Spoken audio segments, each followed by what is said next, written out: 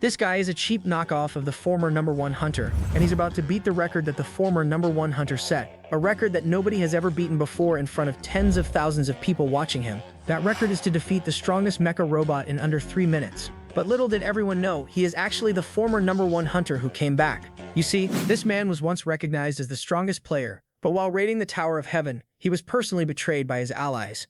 At death's door, he exhausted the last of his strength to send his companions out. Then, while still fully conscious, he clearly sensed it, he had died. His name was Narukami, the guild master of the strongest guild, Blue Eyes. On that day, the strongest guilds had gathered together to raid the Tower of Heaven. During the battle, the Blue Eyes Guild performed especially brilliantly. Years of climbing the tower side by side had made their coordination nearly flawless, but just then the support unit in the rear was suddenly ambushed. Narukami instantly realized something was wrong, but it was already too late. He had long since been poisoned by hydrovenom, and the members of Blue Eyes were also focused on defeating the dungeon boss, the sea dragon, Hydra. Seizing the opportunity, the allied guilds had teamed up and betrayed them. At death's door, he exhausted the last of his strength to send his companions out. To buy them time, he sacrificed his own life and fought the allied guilds alone. But unfortunately, Narukami's fatigue had already reached 100. Pitch black, but sensation was returning to his limbs. He abruptly pushed himself up, and the lid above his head fell to the ground with a clang. Only then did he see clearly that he was actually lying inside a garbage bin. He instinctively checked his status after reviving from death in an unfamiliar environment. The first thing he had to do was confirm his status panel. He did not care at all about 61 points of fatigue. What was truly glaring were the shabby, laughable level and attributes. Every skill he had fought desperately to obtain was gone. Just then, a tearing headache exploded in his mind, and Narukami frowned in pain. But the memories that surfaced in the next second no longer belonged to Narukami. They belonged to the original owner of this body. The original owner had lost both parents in childhood and was a beggar avoided by everyone on the streets. Not only could he never eat his fill, but because he had the same name as the blue-eyed hero Narukami of the district, he was cursed and beaten every day. And what chilled him most was this: the 20 years since his death had already passed. The garbage bin lid lying on the ground reflected his face. Black hair, gentle features, and still the youthful face of a young man. For a moment he could not make sense of what had happened and could only force himself to climb out of the garbage bin. But because he had not yet adapted to this body, he fell down as soon as he crawled out. At that moment, a player kit lying on the ground came into view. Narukami reached out and picked it up, thinking it had probably slipped out of the original owner's pocket before he was stuffed into the garbage bin. Although the style was completely different from the one he had used in the past, with the support of the original owner's memories, he skillfully searched for information related to Blue Eyes. The moment he pressed confirm, a flood of news poured out. Narukami quickly skimmed through it all. Yet among every report, he could not find any news of survival from the companions he had sent away. Just then, Narukami's gaze suddenly froze, staring fixedly at the image on the screen. Itsuki, that bastard, was actually still alive. In truth, Narukami's relationship with him had not been bad. It had even been very good. Teammates who climbed the tower and risked their lives together could hardly avoid seeing each other as friends. Or at least that was what Narukami had always believed. But back then, Itsuki had suddenly proposed leaving Blue Eyes without explaining his reasons. Before leaving, Itsuki told Narukami not to worry, saying that even if he left, he would still become his shadow. A few years later, Itsuki founded the Blue Zone Guild, the very shadow he had spoken of. After sorting out his thoughts, Narukami wandered the streets aimlessly. He had thought that after 20 years, the Tower of Heaven would at least have been conquered up to the 10th floor, yet it was still stuck on the 9th. Suddenly, he looked up and drew in a sharp breath. He was standing inside a memorial hall. Aside from himself, almost everyone was wearing a mask identical to blue-eyed Narukami's. The hall was filled with photos, objects, and footage related to Narukami, but he only gave them a rough glance before looking away. As he walked deeper into the memorial hall, one thing caught his eye more than any exhibit. He saw his memorial portrait piled high with flowers. There were actually this many people who remembered him. But on second thought, was this a carefully staged performance? A show put on to steal Blue Eyes' achievements? Just then, from within the layers of bouquets, Narukami sensed a familiar magic power. Focusing his eyes, he saw that hidden among the chrysanthemums was a transparent ice flower, so unreal it hardly seemed real. He immediately pushed through the crowd and rushed forward. The visitors lined up around him were shoved aside and cursed loudly, but he no longer cared. Very quickly, Narukami reached the pile of flowers and reached out impatiently. The moment his fingertips touched the flower, a bone-piercing chill crawled up along his skin. The instant he grasped it, his whole body went rigid. This was a chrysanthemum carved from ice, and he knew all too well that this was absolutely Shu's handiwork. A figure stood atop the clock tower, overlooking the memorial hall. The old man looked down at the hall as if confirming that this year too would pass without incident. Behind him, the woman in a robe spoke up, agreeing and adding that if they had been any later, they probably would have already started fighting with those people from Blue Zone. But she questioned whether he really had to send that kind of thing, wondering if an ordinary chrysanthemum would not have been enough. The old man slowly removed his hat, the corner of his mouth lifting as he chuckled softly. He mused that maybe if that guy came back alive, he would see the flower he had left behind. In the next second, the old man's aged face cracked apart like splitting skin, revealing the face of a young man. He was none other than Azuji Shu, the Blue Eyes member rumored to have died many years ago. The woman could not help but ask whether he still thought Narukami was alive. Azuji Shu replied calmly that after all, he had never seen the body with his own eyes, and so every year on this day, he came here. The woman could only remind him that the problem was they still had not found him, and that Itsuki might discover their location even faster. But Azuji Shu acted as if he had not heard and walked straight past her. Watching his resolute back, the woman suddenly cried out that if that guy were really still alive, they would not be hiding like this. In her heart she sighed. It seemed that this year too, she had failed to talk that guy out of it. Soon the sky darkened into sunset. Narukami had already spent several hours searching around the memorial hall, but he still never managed to see Azuji Shu. He could only note that Isaac Reinhardt's son possessed talent that surpassed even his bloodline and had only stopped challenging after defeating more than 20 goblins in total. Kuwen could not help sneering.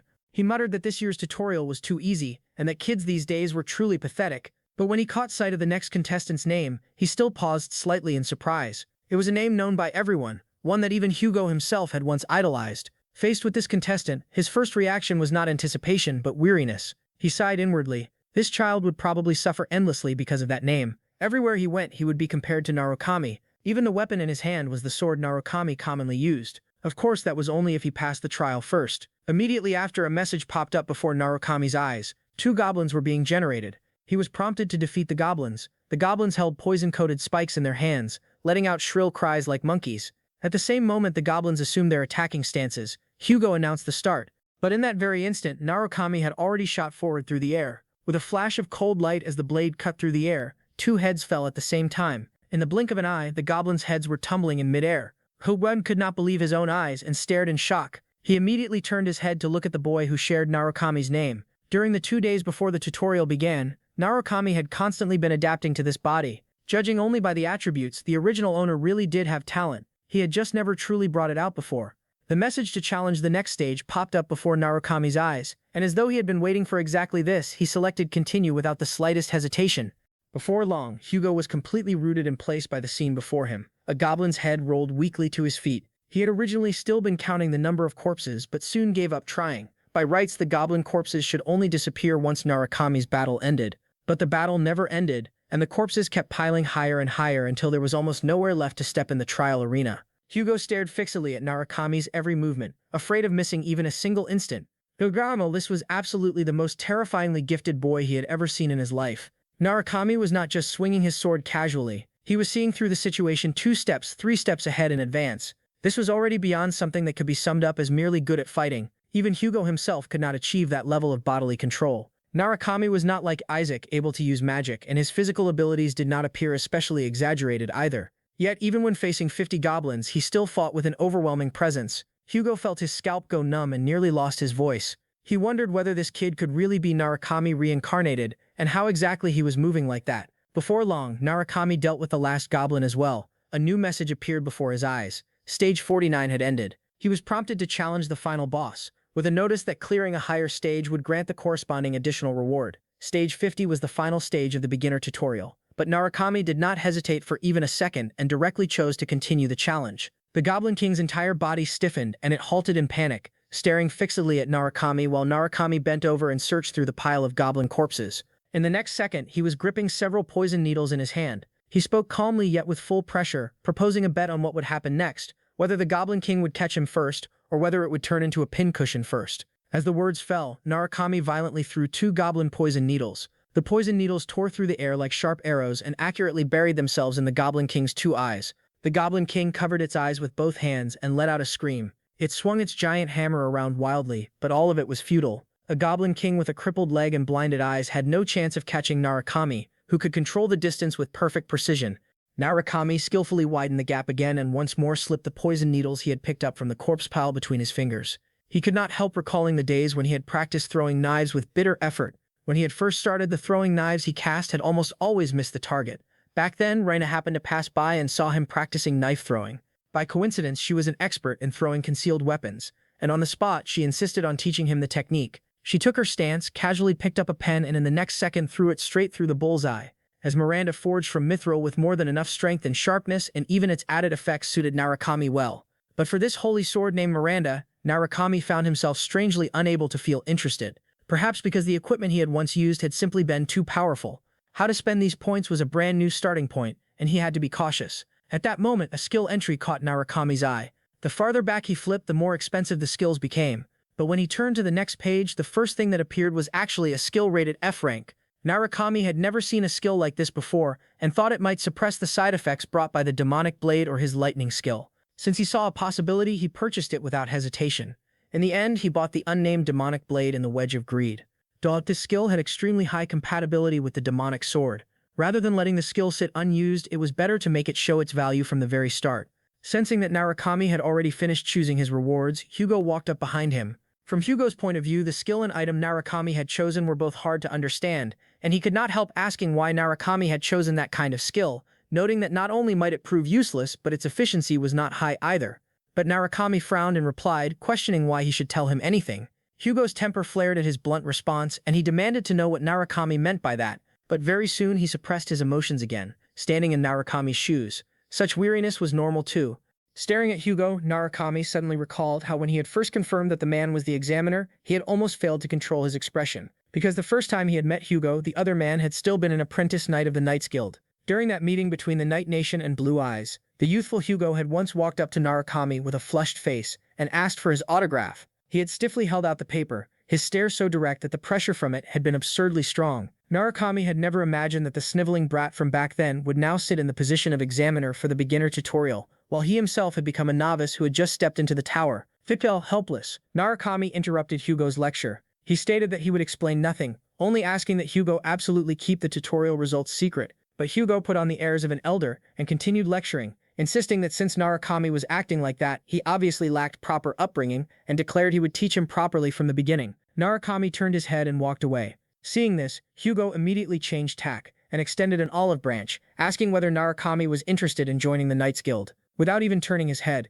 Narukami merely declined. Stepping into the noisy marketplace, Narukami stood quietly in place, watching the streets full of people coming and going. Reaching the second floor carried extraordinary meaning for players. It not only meant passing the beginner tutorial, but also meant truly taking the first step into battle as a player. But for Narukami, that meaning weighed on him like shackles, because he had already walked this path once, and this time he had to do better, for the sake of the teammates who might still be waiting for him, and also to avenge the cruel end everyone had suffered. After that, Narukami went to the central district and rented a private training room. This was also a place many novice hunters often came to. The owner asked casually what floor Narukami had come from. Narukami told him he had just come up from the first floor. The owner suggested that he use training room number 1, which had complete basic facilities like straw dummies and practice mannequins. But Narukami felt number 1 was too basic and not suitable for him, so he directly chose number 5. The owner got a little annoyed when he heard that. He remarked that he had kindly advised Narukami to choose number 1, and that Narukami did not even appreciate it. But Narukami insisted on number 5, so in the end the owner still gave it to him, reminding him that there would be no refund if he left halfway through. Narukami told him not to worry, though he added that in a moment the owner might need to pay a little more attention to that room. The higher the room number, the greater the difficulty, and some hunters had even died in their own training rooms. After arriving at training room number 5, Narukami slowly pushed open the door. The moment he entered, he immediately began training. He had no intention of wasting even a second. He slowly drew the demonic sword from his waist. In an instant, a powerful curse swept through his entire body. He could feel how terrifying the sword was. If he did not want to be devoured by it, then he could only keep growing stronger. In the next moment, the sword's corrosion suddenly intensified, and he directly spat out a mouthful of blood. He had not expected this body to reach its limit so quickly, but all of this was within his expectations. This body had been weak to begin with. A system prompt sounded. Wedge of Greed is resisting the demonic sword. Partial resistance successful. In the next second, he was not disgust but fear. He raised his head. He stated that he had only just arrived, and questioned what they wanted with him. But when he spoke, his fingers were still trembling slightly. The man sat down beside him as if nothing was wrong. He remarked with amusement that even trash like Narukami had managed to pass the hunter exam, and that he had expected the goblins to have torn him apart long ago. The moment he heard that, Narukami's temper flared, and he also remembered who this person was. His name was Isaac, and he had always bullied the former Narukami. The reason was simple, because he had the same name as the Narukami from 20 years ago. No matter how the original owner begged, Isaac had never once stopped, and because of that, the original owner had feared him down to his bones. Narukami cursed inwardly, pitying the original owner for having been bullied like that without ever fighting back. But right now, he had no time to waste on Isaac. After downing a cup of coffee, he stood up to leave. Isaac gave a chuckle and told Narukami to buy him another cup. Narukami stood up directly. He told Isaac that if he wanted a drink, he could pay for it himself, since his hands were not broken and his legs were not crippled. Those words completely set Isaac off. He demanded to know who had possessed Narukami to make him dare talk like that. Narukami could not even be bothered to look at him and kept turning to leave. It was not that he did not want to avenge the original owner. He simply had more important things to do right now. But at that moment, Isaac grabbed his arm with a threatening smile, asking whether Narukami wanted to see what happened to trash that tried to run. Narukami's eyes instantly turned cold. He advised Isaac to let go, warning him it was for his own good, and that ending up with a broken arm or a shattered leg would be perfectly normal otherwise. The moment those words fell, everyone in the coffee shop looked over. Isaac's face turned ashen. He warned Narukami not to get too full of himself. She also knew he could not make a scene in front of so many people or he would be the one at a disadvantage. He gave two dry laughs, remarking that Narukami's temper had grown lately, and that he could no longer take a joke, telling him to go do whatever he needed to do. But then he revealed a vicious look in his eyes. He warned that Narukami had better hope he never caught him at a disadvantage, or he would kill him. After throwing out that line, Isaac left while pretending nothing had happened. What he did not know was that this threat had already started the countdown on his own life. There were mainly two paths for a hunter's growth. The first was trials, obtaining rich rewards through the tower's trials. The second was hunting, going outside the safe zone to kill monsters or clearing the special dungeons on each floor to grind experience. But if you died there, then you were truly dead. And Narukami chose to grow through hunting. Today he had just dealt with a goblin and earned a few gold coins, which already counted as a decent bit of income. Back then he had climbed upward step by step precisely that way. More ironically, the other party was actually streaming with the mask and name Narukami had used in the past. In just a few short minutes, that person earned 20,000 credit points. The viewers threw gifts like they had gone mad. Narukami was so angry that even his fingers trembled. He might hunt for a whole year and still not earn as much as someone else made in a single stream. He knew he could not keep walking the old path. He had to go with the trend and start streaming, because only then could he really build up money. What was more, they were all imitating him, so if he, the real one, imitated himself, what kind of effect would that have? Thinking of that, Narukami slowly stood up. He made up his mind, deciding he would go activate streaming access that very night, but that the most urgent thing right now was to clear out all the monsters on this floor first. Very soon 4 or 5 goblins appeared in front of him, every one of them hideous, but there was not the slightest fluctuation in Narukami's gaze. After the demonic sword's corrosion had been suppressed, the power inside his body began to flow smoothly. He entered the second floor trial at the same time, the objective being to clear the dungeon monsters and find the exit. From time to time he glanced at the viewer count, but after more than 10 minutes had passed, only 2 people had entered. From the way he was operating, the viewers could already tell it looked like his first time climbing the tower. Narukami confirmed that it really was his first time, which only made them more worried. If it was his first time, he might not even know the way. As he walked, a shadow appeared ahead of Narukami. A bat monster tried to ambush him while he was reading the chat. Without even lifting his head, Narukami grabbed it directly by the skull, exerted force with his right arm and smashed it viciously into the ground. He muttered that it was his first time streaming and questioned whether the bat had a death wish. After the bat monster was smashed to death, he immediately gained 1 credit point. He then replied to the chat, acknowledging it was his first time in there but assuring them there would be no problem. Very soon, he stepped into the entrance of the second floor trial. At this moment, the audience in his stream had risen to 3. Someone said he was too reckless, noting that very few people started streaming as early as the second floor.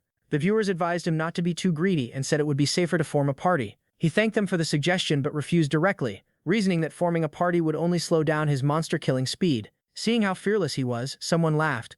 Others supported him, noting that anyone who borrowed Narukami's name could become popular quickly. With a whoosh, Narukami's figure instantly vanished from where he stood. While running, he drew the blade at his waist. With one slash, the small monster in front of him was decapitated on the spot. This scene left the viewers dumbfounded. They had not even seen the path of his blade clearly. Very soon, a large swarm of bats surged out in front of him. But those bats could not even get close to him. With one horizontal sweep of his sword, more than 10 were cut down on the spot. The viewer count rose to over 10. As he killed them, he also gained several achievement points. He even casually advised the viewers to focus and listen to the sound, explaining that doing so would allow them to judge which direction the enemies were lunging from. In just a few minutes, the bat monsters in the area had been wiped out. The viewers exploded. They accused him of having lied, insisting he was no beginner at all. Narukami pressed on, gathering as many points as possible before leaving. Very soon, someone noticed that something was off. He had almost been walking in a straight line the whole time. Narukami explained that it was his first time in there and his first time streaming, so he was not very familiar. As he walked, he felt the density of the monsters ahead was wrong. He looked up and saw the wall covered with a dense mass of bats. In the next second, all those bats opened their eyes at the same time. The chat instantly flooded with people declaring he was done for. One wealthy viewer even directly posted a task: defeat all the bats for a reward of 100 points. The moment Narukami saw that task, his eyes lit up. He had spent all day the previous day for only a few dozen points, and now a single reward was 100. Some people started mocking him, warning him not to fall for the bait and insisting it was not worth dying for 100 points. But Narukami's next sentence directly set the stream ablaze. He thanked them for the extra 100 points. Inside the guild, a huge hand slammed hard onto the table. Wita's partner was on the verge of collapse. He had just taken a liking to a new streamer who had made it safely all the way to the 6th floor, only to suddenly quit, making all the donation money from before go completely to waste. Only then did he realize that Wita was still beside him, and he quickly apologized. He admitted he had been too loud. A viewer remarked that being on the 4th floor and getting taught by a 2nd floor beginner felt like being told that as long as you moved your legs, you could walk. Narukami sheathed his blade and only felt that communicating with them was far too exhausting. Someone reminded him not to forget to claim the points. If the chat had not reminded him, he really might have forgotten. He picked up his phone and prepared to claim the points. But once he opened the phone, he did not know what to tap and awkwardly paused for a second. The viewers got anxious, urging him to hurry up and claim them. Narukami felt a little embarrassed. He admitted it was his first time streaming and that he was not very good at claiming points. The whole chat immediately lost it. He really was a newcomer. Following the chat's step-by-step instructions, he finally managed to claim them successfully. After finishing that, he continued toward the next area, which was also the final section of this floor. At this point, he had 150 points in hand and 37 achievement points. A sudden scream rang out inside the streaming guild building. Wiyua used only one word to describe this new streamer: insane. She declared that the person was definitely Narukami reincarnated and that they had to pull him into the guild. Her partner looked speechless, questioning why someone that strong would ever look at them. The moment Narukami was mentioned, she always lost control. Wiyua already looked as if she had fallen into it completely. She murmured that her head felt dizzy and wondered if this was what youth felt like. Her partner suddenly shouted, demanding to know whether she was seriously thinking of recruiting that guy. Wiyua said outright that she was going to recruit him, asking whether he disagreed. Her partner explained. He acknowledged that Narukami was a little special, but pointed out that he was just a newcomer who had only just started and had no viewers, and therefore did not meet their recruitment standards. Of course, Wiyua understood the rules, but she still intended to recruit him. She trusted her own judgment. She had never misjudged someone. She did not say it out loud, but she was almost certain this person was the genuine Narukami. Only his appearance and form had changed, but that oppressive presence and that combat rhythm were almost exactly the same. At that moment, Narukami arrived before a massive door. This should be the end of the dungeon. Once he crossed it, he could go to the next floor. With a slight push of his hand, the great door opened. Inside, sure enough, there was a big one. As the door opened, a werewolf was sitting inside. It was Greg the Wolf Warrior, an extremely terrifying opponent, especially because of his one-hit kill attack power. The livestream immediately warned Narukami that the Wolf Warrior was absurdly strong, and that some people had been stuck there 8 times before finally clearing it. The system also issued a notification. As long as he earned the Wolf Warrior's approval, he could pass through the gate and enter the trial. Someone in the chat was shocked, remarking that they had never seen a mode like that before. Even Narukami had never encountered a situation like this in his previous life, but he stated that since he was there, his target was the Wolf Warrior himself. The Wolf Warrior paused, asking whether his target should not be the door behind him. Narukami replied that he wanted both, and added that someone in his stream had spent 3,000 credit points asking him to kill the Wolf Warrior. The Wolf Warrior nodded, remarking that it was as expected of a man carrying the soul of a great powerhouse.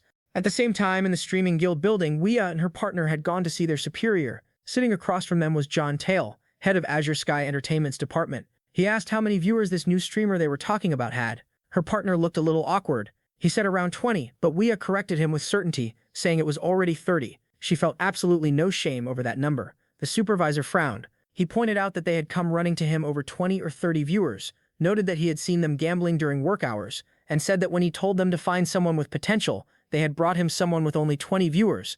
Wiyua corrected him directly. It was 30. The supervisor was speechless, telling them not to get hung up on meaningless details. Wiyua twisted the knife further, mentioning that she had just sneaked another look and it was already over 40, and that the growth rate was pretty fast. That sentence made the supervisor flare up. He demanded to know whether she had heard a word he said.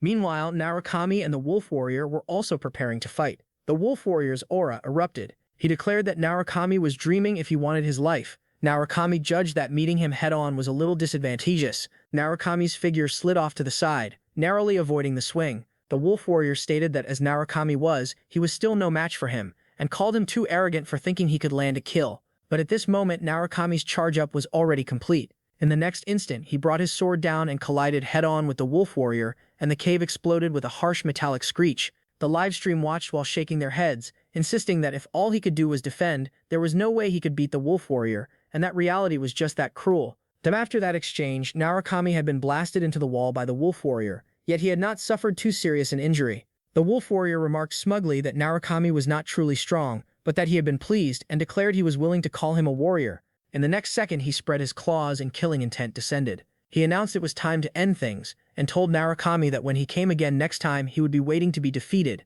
When that claw came down, the wall behind Narukami was smashed to pieces on the spot. But Narukami dodged that attack with only the smallest movement. He replied that the line was supposed to be his, and that the wolf warrior's attacks were too easy to read, that anyone just a little faster could dodge them. In the next second, Narukami reversed his sword and ripped open a blood-soaked wound on the wolf warrior's chest, so deep that bone could be seen. One sword strike fell. Even if the wolf warrior was strong, he could not block this full-power blow. Before dying, the wolf warrior murmured that Narukami was excellent and truly a warrior. The moment he defeated the wolf warrior, Narukami's level and every attribute rose across the board and he obtained 500 achievement points. But he also paid a price. His injuries were not light. The live stream exploded completely. Viewers declared that the wolf warrior had never been killed before, and that he had actually died in this guy's hands. Narukami let out a long breath. Fighting to this extent with this body really was exhausting. At the same time, the viewers had risen to 56, and the popularity was still climbing. With the task completed, he received 3,000 credit points. He had not expected that in just one day he would earn more credit points than he used to make in an entire month. He would use every bit of these assets to grow stronger. After the wolf warrior fell, the door behind him opened automatically. At that moment, a new notification popped up on the panel. Even the viewers in the stream were dumbfounded. The system had actually offered two paths. On the left was the elemental trial, and on the right was the laws of nature. For a total of 13 choices combined, more than 50 viewers were stunned on the spot, and some checked the records. Ordinarily, at most only 16 would ever appear. Narukami chose to challenge the trial of thunder, because in his previous life that was the path he had taken, and it was exactly what the chat had wanted to suggest. This path was the most valuable but also the hardest. Narukami confirmed without hesitation. Trial of thunder. In the next second, his figure vanished from the second floor. The people in the guild building saw this scene as well. Everyone grew excited after the wolf warrior was killed. They marveled that he had still dared choose the trial of thunder. Weio immediately pressed the point to the supervisor. She asked whether he had ever seen someone hit 60 viewers on the first day of streaming, and pointed out that while people usually only triggered 2 or 3 tasks at most, he had triggered 13, asking whether that was not the mark of a genius. The supervisor had no choice but to admit it. The supervisor smiled, asking whether even if Narukami passed the preliminaries, they really thought he had a chance. Up to that point, the only hunter who had ever learned thunder magic was Narukami himself. Weio decided to use provocation to force the issue, asking outright whether he dared to bet or not. Of course the supervisor dared. With a 99% chance of winning, why would he not? The one suffering most was the partner, whose mouth Weio covered with one hand as she forcibly staked 5 years of his salary as well. At this moment, the thunder judgment was about to begin. Narukami's figure was teleported onto a battlefield. He was just about to sweep his eyes over his surroundings when human voices suddenly rang in his ears. He turned his head and a burly man rushed over and grabbed him tightly. As the burly man tackled Narukami to the ground, a huge explosion sounded behind them. When Narukami looked up, he saw a white-skinned bald giant, absurdly huge. The man beside him roared, demanding to know what Narukami was standing around for and whether he wanted to die. Very soon, Narukami received the system task: defeat the Titan fragment. He could not understand why that thing would spawn there. At the same time, the giant overhead raised the massive hammer in its hand and smashed it viciously toward him. Narukami was still in shock and reacted half a beat too slowly. Even the livestream was confused, questioning what was going on and pointing out that since it was the Trial of Thunder, that monster should be in the Titan chapter instead. Narukami was equally surprised. Boss-class monsters were supposed to appear only in the latter half of the trial, so how had he run into one on the second floor? The giant did not care whether he was dazed or not. Its weapon came crashing down directly, but at the very instant it fell, Narukami had already left his original spot. Judging from the rhythm of that strike, it did not seem as strong as he remembered. If this thing was only at that level, Narukami was confident he could clear it. The man behind him was still shouting, insisting that he had not saved Narukami just to watch him get himself killed. Narukami slowly drew the blade at his waist. This had to be ended quickly so he would not be held back by other people. At the same time, the unnamed demonic blade began devouring his stamina, raising all attributes according to the amount consumed, while the wedge of greed forcibly suppressed the backlash of the demonic sword. In the next second, the boss closed in right before him, and Narukami's attack was already prepared. His figure flashed and shot straight forward, pushing his speed to the limit. The white giant's expression froze. It had not expected Narukami to be able to jump that high. Narukami landed behind it and seized its head in one grip. The blade stabbed directly into the back of its neck. That was its weak point, and damage there was doubled, just as he had judged. With a single strike, he pierced straight through the white giant's throat. Immediately after, Narukami leveled up. Strength and agility each increased by 2, while HP and mana also rose significantly. His achievement points also neared 400. Killing that giant had not been for nothing. Besides that, he also obtained the giant's heart and thunder armor. The big guy beside him looked like his jaw was about to drop, and the livestream exploded the same way. Viewers marveled that the system had handed out all the rewards for the stage in one go. The big man jogged over, stuttering in disbelief that Narukami had actually killed the white giant. The chat burst into laughter, remarking that if they were natives, they would probably be scared stupid too. Narukami nodded. He stated that killing it was not hard, and declared himself their savior, specially sent to kill giants. The chat laughed even harder, with viewers saying that explanation sounded exactly like classic nonsense. After that, the big man brought Narukami back to the village to rest. The village was not large, but it was peaceful for the moment. At least no white monsters were attacking. Narukami found a place to stay and began checking the system storage. The viewers were unbearably curious and kept urging him to open the storage so they could see the loot. Narukami was curious too, so he reached into the storage interface. A system prompt appeared. One giant heart accessory had been obtained. It could increase HP and recovery ability, and its appearance was a finely crafted ring. Accessories were already rare to begin with, and this kind of vitality boost was practically perfect. But what Narukami wanted most was that armor. In addition to defense +5, it allowed the use of Thunder Strike and granted immunity to status ailments, but it could only be used 3 times. The chat was completely stunned, with viewers declaring that Thunder Armor could actually drop, and that the giant heart alone was a permanent item valuable enough to be priced however one wanted. In the next moment, Narukami put on the Thunder Armor and the aura around his whole body changed. Someone in the chat posted a task. They promised 5,000 credit points if Narukami learned lightning. He thanked them and wished them smooth days ahead. Another viewer followed up with their own offer. Viewers expressed hope that Narukami could save Pellis. Of course, Narukami saw those comments. They were all spoiling things because the story had already been written. If Narukami remembered correctly, Pellis was supposed to die in the next stage. Narukami slowly extended his hand and the gesture left Pellis both surprised and delighted. Narukami told him to raise his head and declared that he would help him, proposing a promise that until all the giants were dead, none of them would die. Pellis thanked him repeatedly, expressing certainty that with Narukami joining them, the plan would go much more smoothly. A system prompt sounded. Stage 5 begins. Mission name Survival. Very soon their large force set out, and by rough estimate the marching party was close to 100 men. But at this moment Narukami's gaze was fixed on the live stream. At first he could still make out the comments, but once the viewer count rose, the chat turned into a runaway scroll wheel and there was no way to communicate anymore. Suddenly Pellis in front raised his hand, signaling the whole team to stop. The scar-faced man pointed at the giant ahead, noting that it had been wandering around all day as though it had no fear of being noticed. The thing before them was the giant leader, and one look at its size told them it would be difficult to handle. Pellis began assigning roles. He would draw its attention while Narukami was arranged to launch a sneak attack from behind. But Narukami directly placed a hand on his shoulder and told him to wait, urging Pellis to stay alert and warning that something felt wrong and like a trap. That leader in front of them was clearly bait. There were absolutely not just 10 giants nearby. The moment he finished speaking, violent tremors came from underground. Everyone's faces changed instantly. They were surrounded. Narukami confirmed it fully. The leader up ahead had been the trap meant to lure them in. In the next moment, the leader suddenly opened its eyes wide, its enormous eyeballs locking onto them. Immediately after, giants began appearing one after another beside it, bursting up from underground. From the very beginning, they had never been able to get close to the leader. The moment anyone approached, the giant horde would reveal itself, and there were far too many of them, far beyond what their force could withstand head-on. Pellis's face went deathly pale. He had thought this was an opportunity, but instead he had dragged everyone into a dead end. After the white giants appeared, they began tearing through the soldiers in a slaughter. Some tried to fight, but most had already had all courage sucked out of them by fear. The man who had just been shouting was torn apart alive by a white giant on the spot. That sight crushed everyone's hearts. The giant grinned grotesquely, mocking that lowly humans had wanted to ambush them and calling it ridiculous. Pellis roared, ordering everyone to retreat to the foot of the mountain.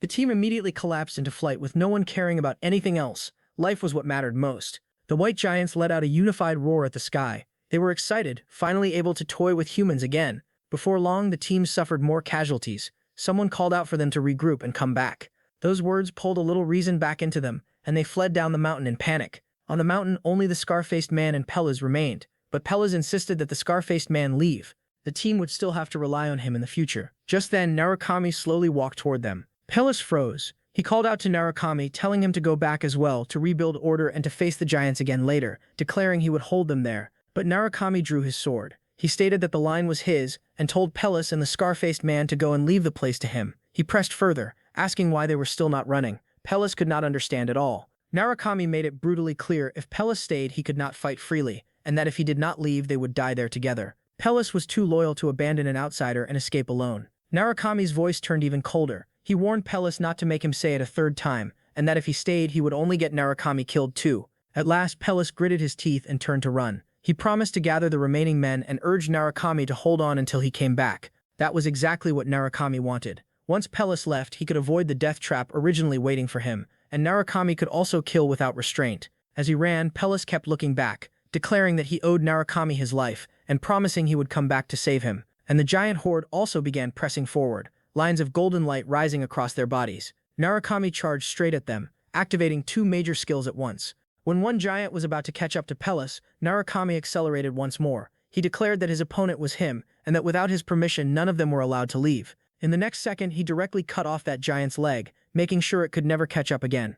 Narukami began continuously weakening their speed, severing the legs of the foremost giants one by one. The advance of the giant horde was forcibly pinned down by him. The white giants had never expected that one tiny human could deal this kind of damage. In only a short while, he had already killed 2 giants and gained 20 achievement points. Even though this was only a trial, he still was not quite used to this feeling of being left alone. He began remembering the tactical coordination he once had while fighting side by side with his teammates. Aside from Narukami, even Pellis and his subordinates, who had originally been fated to die, might survive under Narukami's influence. Very soon, 2 white giants threw punches at Narukami. Narukami assumed an attacking stance. The moment the fists fell, he sidestepped and at the same time slashed open the chest of one of them. Immediately after, he made a huge lateral step and severed the other one's leg. If he wanted to win easily, he had to limit their movement first. With Narukami's damage output, killing one with a single sword strike was no longer difficult. The real problem was how long he could rely on the sword. So his first objective was to lock onto the leader. Only once the leader fell would this truly be over. Narukami stepped onto a giant's shoulder and swept his gaze around, searching for the leader's position. With a casual slash, he split open the head of the giant beneath him and gained another 10 points. He was moving faster and faster now and no longer had time to deal with the lesser mobs. He had to find the leader as soon as possible. At that moment, one giant was rather cunning and opened its huge mouth, waiting for Narukami to jump in. But what it got instead was Narukami planting a foot on its face. Narukami repeatedly stepped on the giant's faces, borrowing force to shift and leap continuously.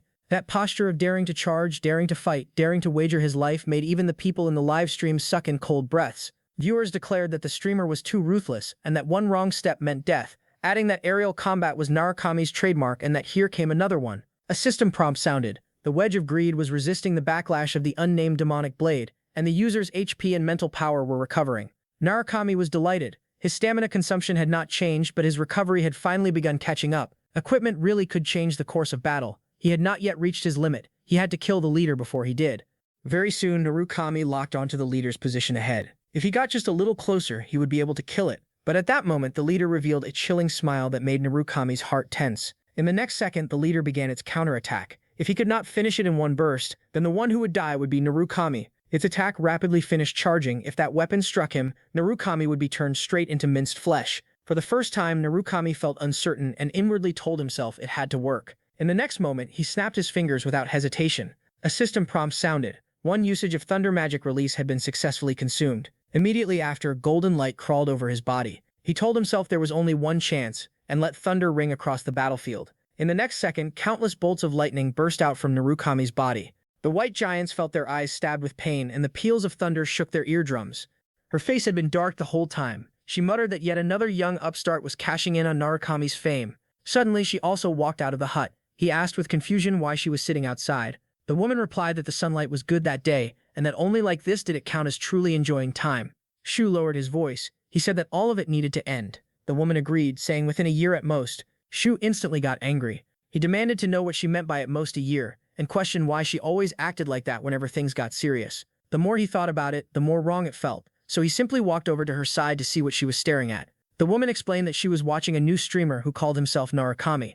Hearing Narukami's name, Shu's heart jolted. He exclaimed that the boss had come back. The woman told him not to get excited, clarifying that this was obviously not that Narukami just a streamer borrowing his name while challenging a trial. The woman added that he understood it too, that if Narukami had really survived that crisis, its decree would have disappeared long ago and could not have hidden for so many years. Whether she wanted to admit it or not, Narukami had most likely died. She asked him when he was going to accept that. Shu turned away directly, unwilling to continue. He said that was enough for that day and told her not to bring it up again. No matter what, he refused to believe Narukami was dead. The woman raised her voice, demanding to know how long he was going to keep hiding in that child's shadow, and told him it was time to move on. Shu turned back and shot back at her, asking whether she had really let go herself. He snatched the phone from her hand. He pointed out that if she truly had, she would not be checking Norikami's streams every day. He held the phone up in front of her, and the woman tried to insist she was just passing the time. But in the next second, her whole body froze. She whispered that it was impossible. Shu also could not help glancing at it. He remarked that she still liked watching streams, and said he wanted to see what kind of person this was. With that one look, his jaw nearly dropped to the ground. The second one had appeared. At the same time, the thunder art inside Norikami continued to surge outward. None of the white giants could get close to him. Not only that, their bodies were also being continuously scorched by the thunder art. Gradually, the thunder art inside Norikami settled down. This meant he had completely mastered it. The live stream lost control completely. A second Narukami is going to be born today. Only then did they realize that to obtain the thunder skill, he had to kill that enormous leader. Listening to the discussion in the chat, Narukami's eyes grew more wary. This was not a place where they should be learning this. The system panel prompted that the lightning skill required HP and MP to activate. It could be upgraded by collecting thunder fragments, but for Narukami, being able to stay alive was already lucky enough. Had it not been for him holding back these giants, they wouldn't have all died there. Meanwhile, inside the guild building, two people stared nervously at WA. After seeing Narukami clear the stage, WA said nothing, got up, sat on the sofa, and covered her face with both hands. Her partner asked the supervisor, was he really worth going this far for? The supervisor replied that he did not understand women's hearts.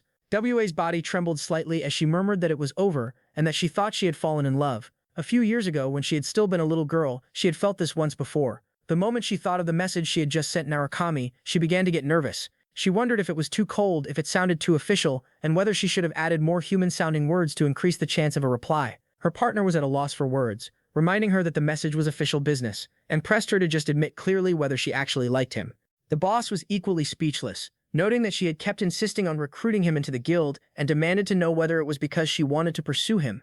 WA explained with a red face that she could not control it, and that now that he fought as Earth's representative player, the pressure on his shoulders must be immense. Today we'll break down his skills. Of course, the legendary Narukami who transcends eras won't be absent either. No matter what anyone says, lightning belongs to that man. But when you think of a name no hunter could ever catch up to, who comes to mind at this moment? The one occupying everyone's mind is probably only him, Narukami. Today, Hawkeyes was preparing to use his lock-on analysis to dig deep into the hottest current player, Narukami. Someone in the chat questioned whether he was just chasing hype, adding that the newbie had only just reached the second floor. But Hawkeye said that beginners deserved a chance too, and that people should not shoot them down with criticism right away. He acknowledged that being a streamer was hard. He clicked into Narukami's page, pulled up the stream footage, and exclaimed that it was insane, and questioned what on earth was happening. After watching all the footage, sweat had formed on his forehead. The concentration he witnessed was terrifying.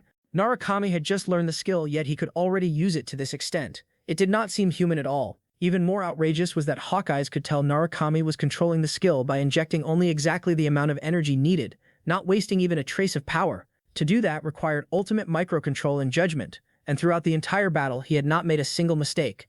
In the end, Hawkeyes gave his evaluation, declaring that the guy would definitely become a major figure and that from that point on he would be keeping his eyes on him. Later, Narukami arrived at a cafe. He casually found a seat and sat down, then began looking into the company's background. It was a massive entertainment company whose executives invested money to push streamers into rapid growth. He had never expected the world to become like this, that even a company like this had appeared, and on such an absurd scale. Another pop-up appeared on his phone, the content flooding in like spam. Hawkeye's next target was the newcomer Narukami, and rumor had it that his control had already surpassed the original. Narukami thought to himself that it looked like Hawkeye's was mixed up with Azure Sky too. Hawkeye's had always been blunt and never pulled punches. But from Narukami's perspective, he really did have a sharp eye for people, having actually locked on to him at first glance.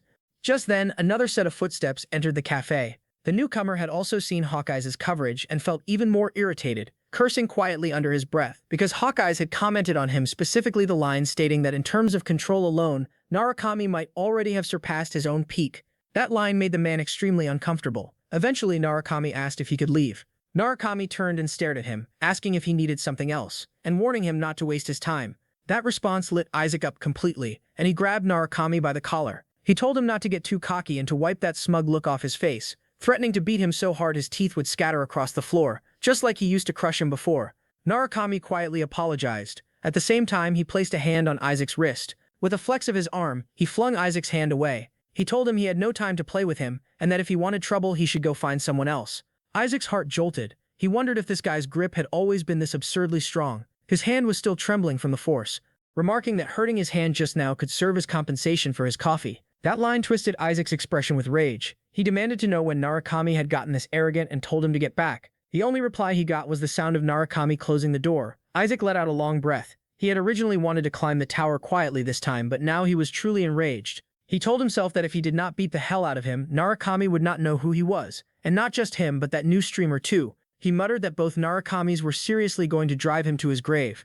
After leaving the cafe, Narukami suddenly remembered something. He still had not replied to that entertainment company. He immediately sent a reply to the guild. Not long after, Narukami headed for the dungeon and arrived at the room where the exiled lizard boss was hiding. His grip was still resisting the backlash of the unnamed demonic blade, and his body was also adapting to that impact. Little by little, above his head, a small flame suddenly appeared. The flame rapidly swelled. It was actually the exiled lizard boss itself.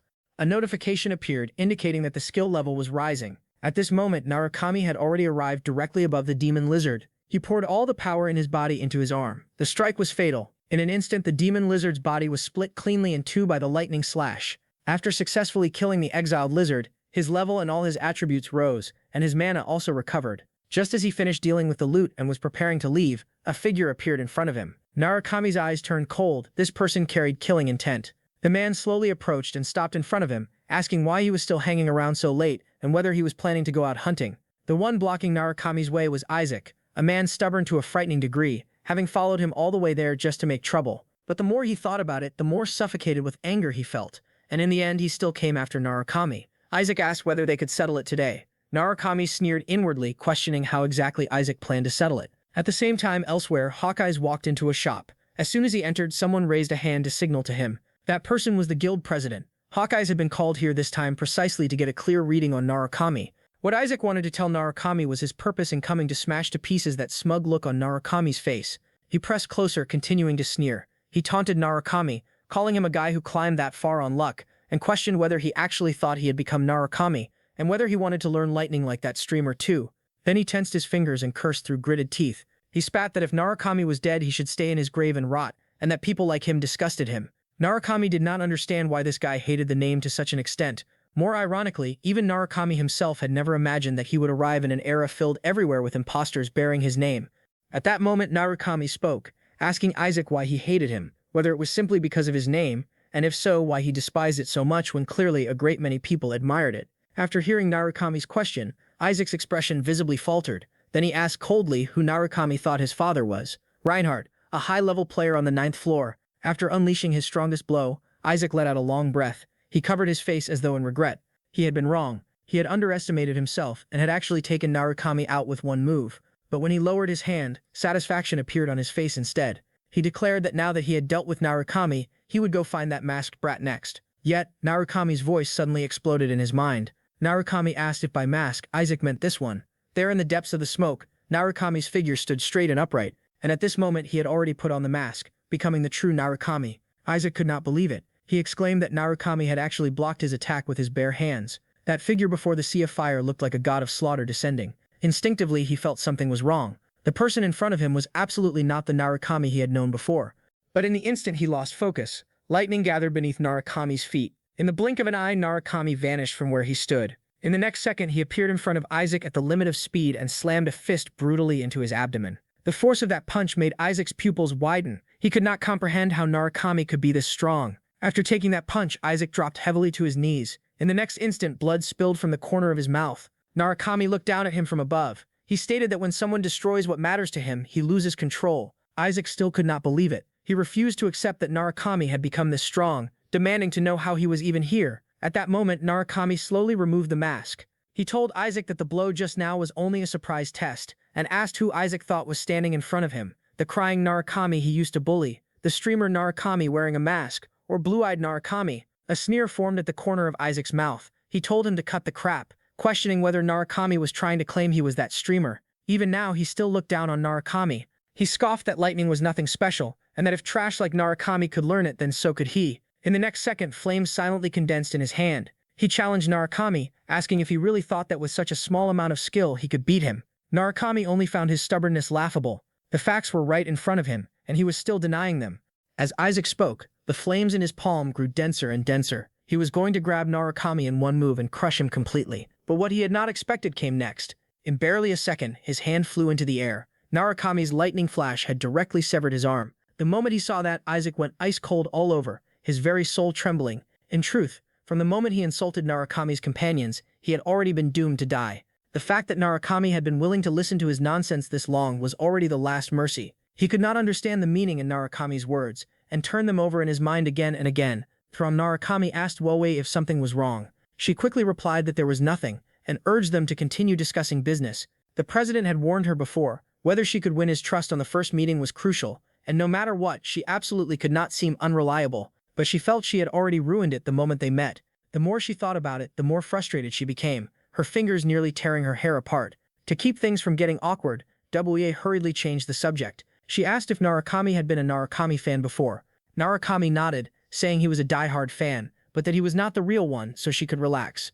But it was as if she had not heard him. She confessed that she was a die-hard Narukami fan too, and that now she was his fan as well. Then Narukami heard her pour out a huge stream of words in one breath. She told him she had been watching ever since his job-hunting stream started, that she may have even been his first viewer, from the first time he soloed the one-eyed bats, to clearing Greg's trial, to the match where he chose a fair duel instead of taking the easy route. She admitted her palms were sweating when he faced the Titan fragment, but that he had instantly beaten it. Narukami asked one more thing, whether all managers were like her. Wika was a little embarrassed. She admitted the others were more professional and more reliable, though she was quick to add that she was not saying she herself was unprofessional. That was not actually what Narukami meant. He just felt that Wika's aura did not resemble that of an ordinary hunter. He wondered if the overall level of hunters had really risen so high that even someone like her was working as a manager. That also meant that from now on the opponents Narukami would face would only grow stronger. He had no time to rest, and had to keep accelerating.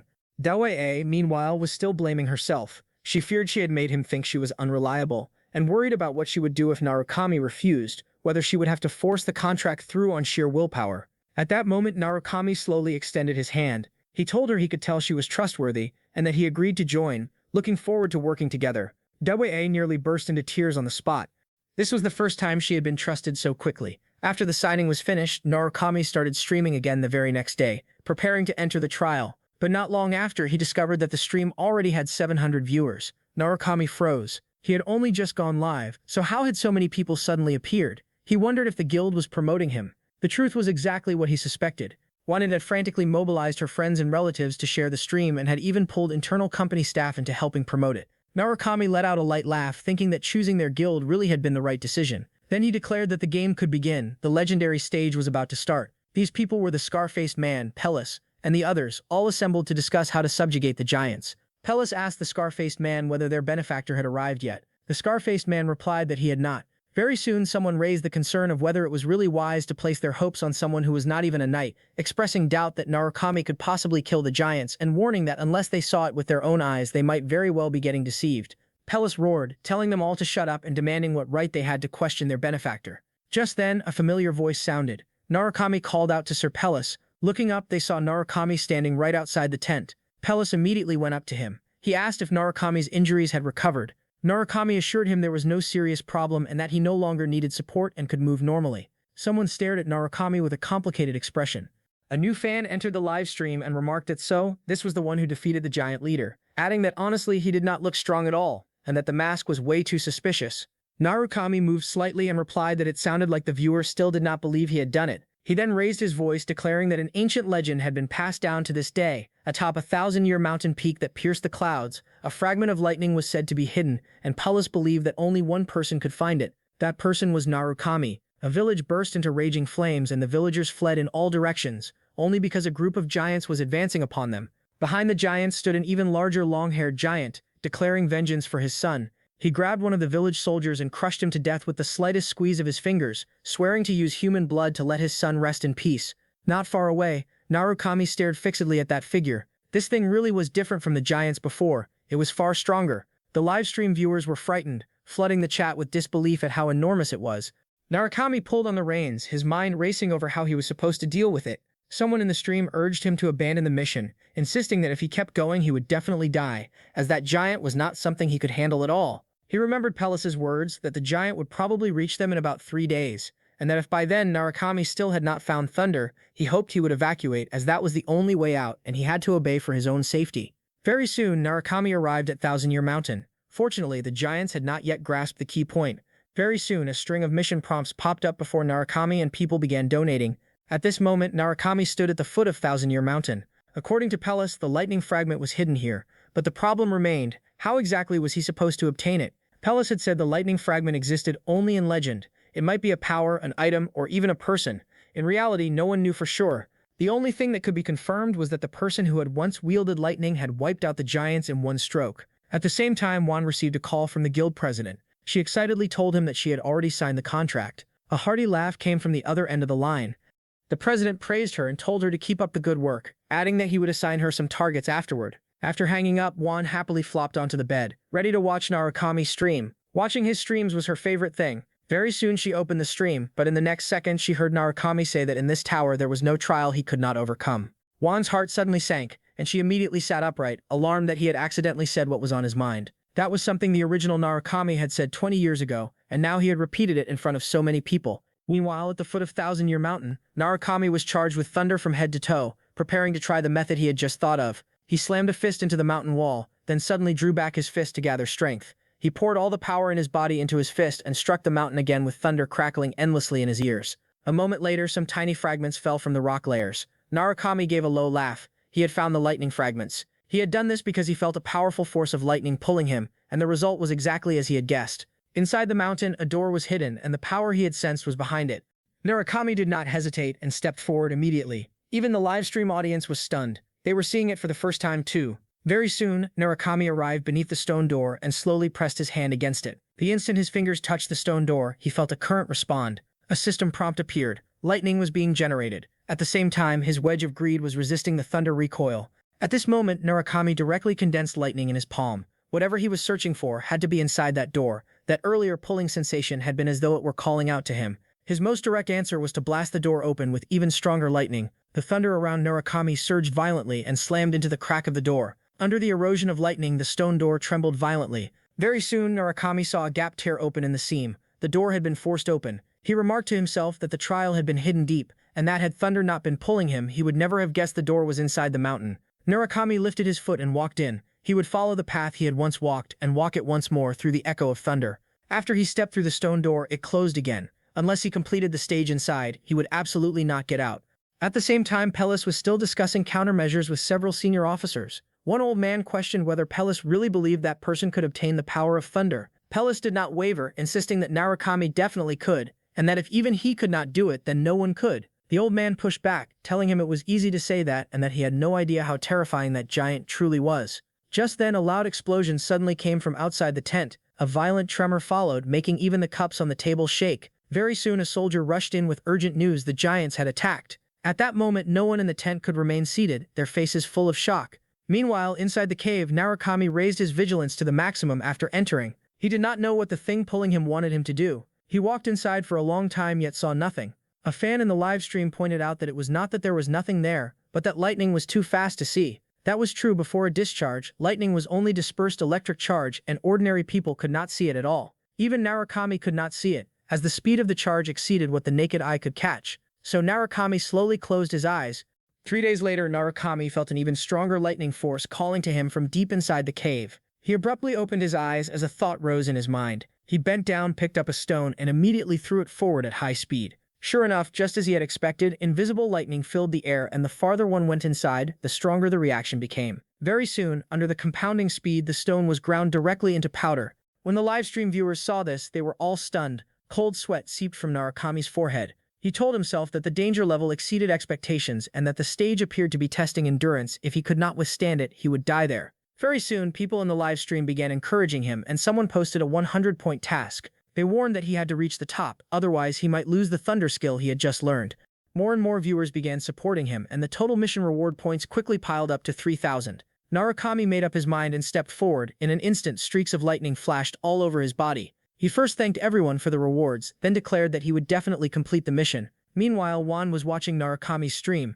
Rina did not press much further, and even started saying strange things about quiet people growing their hair faster. Rina had been troubled lately. Ever since Shu had made that remark, she had been holding herself back from watching Narukami streams, and it was driving her crazy. Shu had no mood to chat with her, and only wanted to hurry back and continue watching the stream. He asked how long she planned to stay. Rina grew even more confused. Shu had never driven her away before. She asked if she could relax on his sofa for a bit, puzzled by his reaction. Shu deliberately raised his voice, trying to drive her away. He shouted out to Rhea, asking what they were eating tonight, grilled fish or grilled meat. He was shouting like ultrasonic waves, and Rhea's eardrums were about to burst, all while his fingers were pressing down on the phone's volume button for dear life. He was terrified that even the slightest bit of stream audio might leak out for her to hear. Rena felt something was far too off about him today, and that there had to be something wrong, so she turned to leave. She told him she was done and that he could do whatever he wanted. Seeing her leave, Shu finally let out a breath of relief. He even added a hollow parting line, offering her bread or the sofa if she wanted. But Rena could no longer be bothered with him.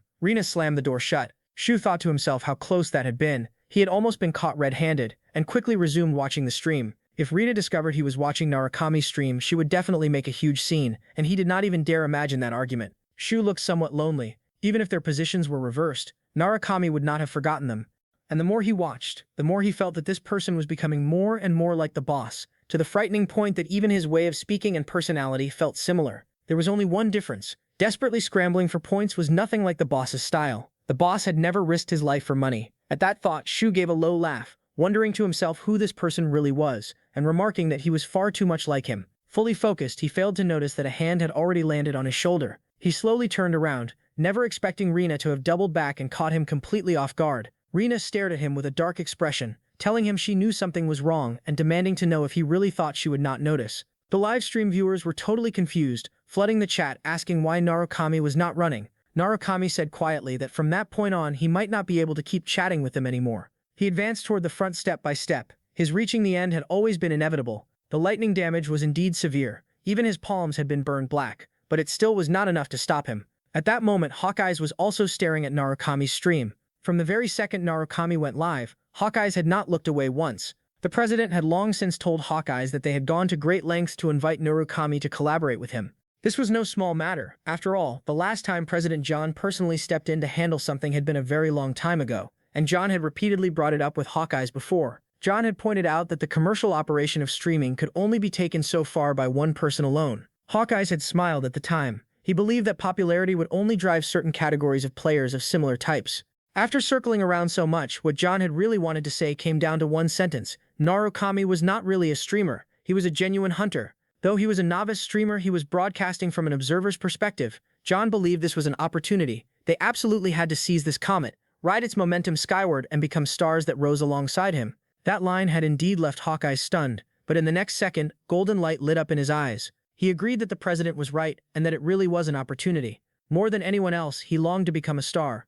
Hawkeyes wanted to hang in the galaxy above the 9 heavens like a star. From the day he entered the world of streaming, that had been his one and only dream. He instinctively reached out a hand as if trying to confirm whether he too could stand at that kind of height. But in the next second, he suddenly came back to himself, shaking off the thought and fixing his eyes back on Narukami's stream. It would have been better if he had not looked, because the instant he did, his expression changed. He demanded to know if this guy had gone insane and who had given him this much nerve. At this moment, under the crushing pressure of the lightning, Narukami had already advanced a considerable distance. During that time, his skin had been burned away piece by piece. His arms, too, were charred black. Yet, even injured to this extent, Narukami still did not make a single sound. He slowly lifted his foot, preparing to take another step. The instant his foot came down heavily, countless bolts of lightning surged up from the ground and shot directly into his body. Narukami mobilized all the power in his body to resist by force. This wave was fiercer and deeper than the last. After a while, he finally endured it and began gasping for breath. Though he discovered that the stronger the lightning, the deeper it penetrated his body. Narukami felt it was almost enough. There was already a dangerously large amount of lightning inside his body, and he could sense it surging into the central meridians and every tiny branch channel. A system progress bar appeared, 20.7%. When the progress reached 1/5, his meridians were forcibly evolved by the lightning. In other words, marrow cleansing. Every time lightning passed through his meridians, part of it would remain behind, sink into his body and become his magic power. But some of it would also escape, so he had to hold it tightly and make it completely his own. The 2 central meridians ran through the front and back of the body, while the fine channels spread across every corner. And when the fine channels were opened, it meant thunder had reached every part of the body. With this body, Narukami directly skipped the process of purifying the fine channels, taking a shortcut, no longer going the long way around as he once had. At this moment, blood seeped from the corner of Narukami's mouth. His injuries were severe. Normally, he would have used magic to accomplish all of this. Elsewhere, Juan was leaning against a wall, watching the stream, her eyes full of worry. Just from the footage alone, she could tell how cruel this stage was. She could see that Narukami was forcibly opening his fine blood vessels. The first time she had ever seen someone do it this way, moving his body without relying on his own magic or inner force, instead prying them open through external power alone. That level of pain absolutely exceeded imagination. An ordinary person would not even be able to sit upright and would have passed out long ago. Death in the tower would not carry over into reality, but pain was absolutely real. Wan's hands were trembling as she watched. Unable to understand why he was pushing himself this far, all she wanted was for Narukami to come back safely and for his mind not to be damaged. Narukami kept receiving system prompts. Progress had reached 50, fine channels were evolving, thunder power was surging inside the body, and mana was increasing. And at that very moment, a trace of sadness suddenly rose in his heart. He thought of the arrogant self he once had been, and suddenly realized he was almost like the murderer who had killed them with his own hands. Back when they challenged the 8th floor, he had told his teammates there was no trial he could not overcome, assuring them not to worry, and promising that as long as he was there, they would definitely be safe because the final winner would inevitably be him. And after hearing that, the team members had shown him complete, unreserved trust.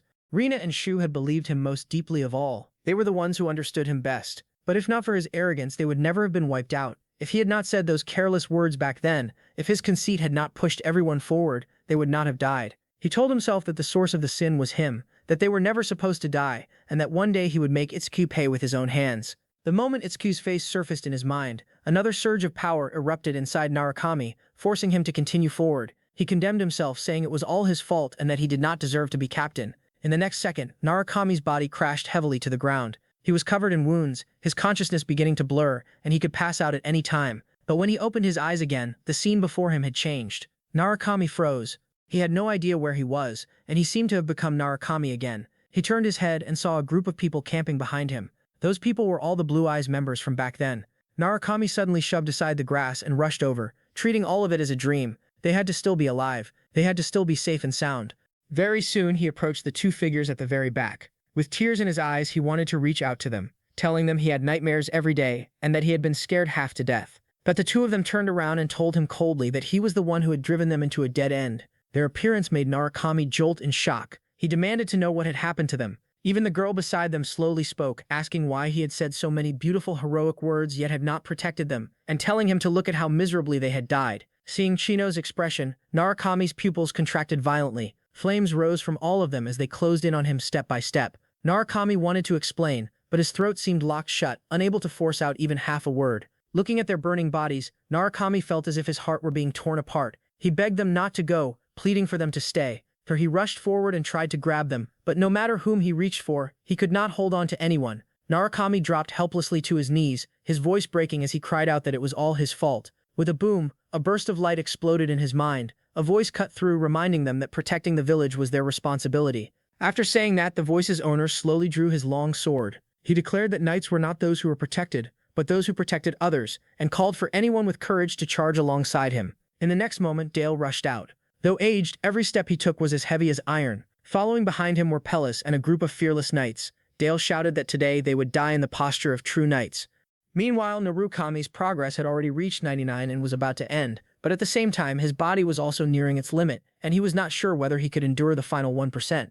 In front of him floated a round bead. He did not know what it was, but judging from the progress, it was the final hurdle. Very soon, Narukami's fatigue soared to 97. Once fatigue reached 100, he would die. His mask was nearly shattered, and lines of blood kept seeping from the corners of his eyes.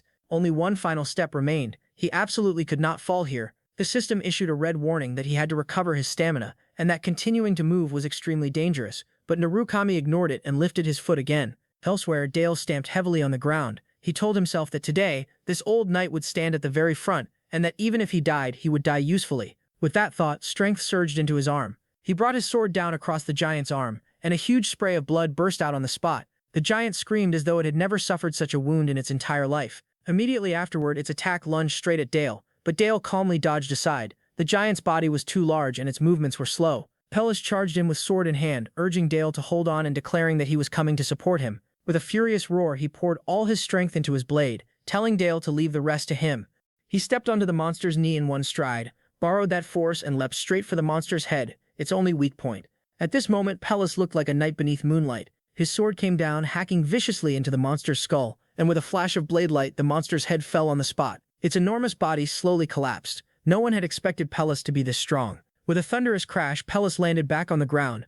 The knights behind him erupted in celebration, praising both Sir Pellis and Sir Dale. Pellis looked at Dale, thanking him for the reminder, and noted that the most dangerous one was dead, and that they could finally catch their breath. But Dale only said one word, "No." His expression was grave. He told Pelles that was not the monster he had been talking about. At this moment, a few soldiers were still mocking, saying that giants were only this much after all. In the next second, their smiles froze. A giant foot came down directly on one man's head, and in the next moment, his body was crushed into fragments. Pelles and Dale finally saw the newcomer clearly. Dale warned with extreme urgency that this was the monster he had meant. Pelles's expression changed sharply. He declared that this was on a completely different level and that they could not possibly beat it, ordering everyone to retreat. At the same time, Narukami's progress had already reached the final point. Dragging his heavy steps, he finally stood before the sphere of light. The instant he grabbed it, the progress jumped to 100%. He promised himself that he would finish everything, then go to hell and apologize to them, that he would bring Itsuki's head and offer it as their memorial. Gradually, several bolts of lightning gathered around him, converging toward the orb. In the next second, enormous lightning directly enveloped him. Even he had not expected this. After being pierced through by the lightning strike, Narukami still did not fall. It was finally over, evolution complete. But at that very moment, Narukami's pupils suddenly contracted. He felt something was wrong inside his body. A notification appeared. All attributes increased by 20%, all attributes +2. For a moment, Narukami could not say a word. He thought to himself that even at the very end, it still had to hit him with one more of those, and that at the very least it should have let him explain to the livestream how powerful that final strike had been. With a thud, Narukami collapsed heavily to the ground, his head tilting to one side as he fell into deep sleep. A system prompt appeared. Stage 6 legend cleared. When the chairman saw this scene, his forehead was covered in cold sweat. He thought that no matter how reckless someone was, they should still know what limits meant. John tapped the tabletop with his fingertip, remarking that it looked like Narukami was not suited for live streaming. At that moment, Hawkeyes suddenly called in. John told him he was watching Narukami's live stream, and Hawkeyes instantly erupted, calling the guy completely insane. John told him to calm down and explain things clearly so everyone could understand. Hawkeyes laughed loudly, declaring that Narukami was really going to become a star streamer. John frowned, saying he thought Narukami looked more like a player than a streamer. But John had no idea what Hawkeyes really meant. The core thing the audience wanted from this live stream was a Narukami who was closer to his real self, because the real Narukami had never been a streamer in the first place. From beginning to end, he had always been a thorough player. In other words, they were about to witness with their own eyes the return of the real Narukami. Only then did John finally understand what Hawkeyes was talking about. The live stream was still ongoing. No one knew how much time had passed when a hand pressed against the ground and slowly dragged the body upright. Everyone in the live stream froze. They had never expected him to actually still be alive. Narukami's vision was blurry, and he immediately summoned the status window to check his fatigue value. It read 81, still 19 points away from 100, much lower than before. It seemed that improving his attributes really had been useful. On top of that, the unexpected lightning strike had nearly killed him outright, but the outcome was not the worst possible. He had completed the challenge, and all the points the audience had donated had gone straight into his pocket. But with his current strength, he was no match for the monster in a direct confrontation. To bring down the giant, only one key thing remained: the lightning in his hand. A system prompt appeared. This was an ancient spear carved from thunder itself. Meanwhile, Pelles pointed his sword in a direction and told the giant that the one who had killed his son went that way, urging it to go kill him now, and adding under his breath that the reason he had gone there was to gather strength so he could return and destroy them all. Pelles prayed frantically in his heart, begging the giant to take the bait and spare the women and children in the village. The giant looked in the direction the sword pointed. The next second, it whipped its head back, its face full of rage. It accused Pelles of lying and demanded to know if he thought it was that easy to fool, questioning whether the one who killed its son was not there, or whether Pelles had just pointed his broken sword in some random direction. That roar nearly suffocated Pelles with fear. Just as the giant was about to strike, violent thunder exploded from the mountaintop. The giant froze for a moment, then turned to look. There really was someone over there. Pelles was so shocked he lost his voice, marveling that his benefactor had really succeeded and that he had known he could create a miracle. On the hill, wind surged and clouds churned as lightning crisscrossed. That lightning was exactly what Narukami had detonated on the mountaintop, for one purpose only: to draw the white-haired giant over. It had to be said that Pelles had made an extremely correct choice in buying time by delaying it. A system prompt appeared. Stage 7, Thunder, was about to begin, and this might also be the final stage.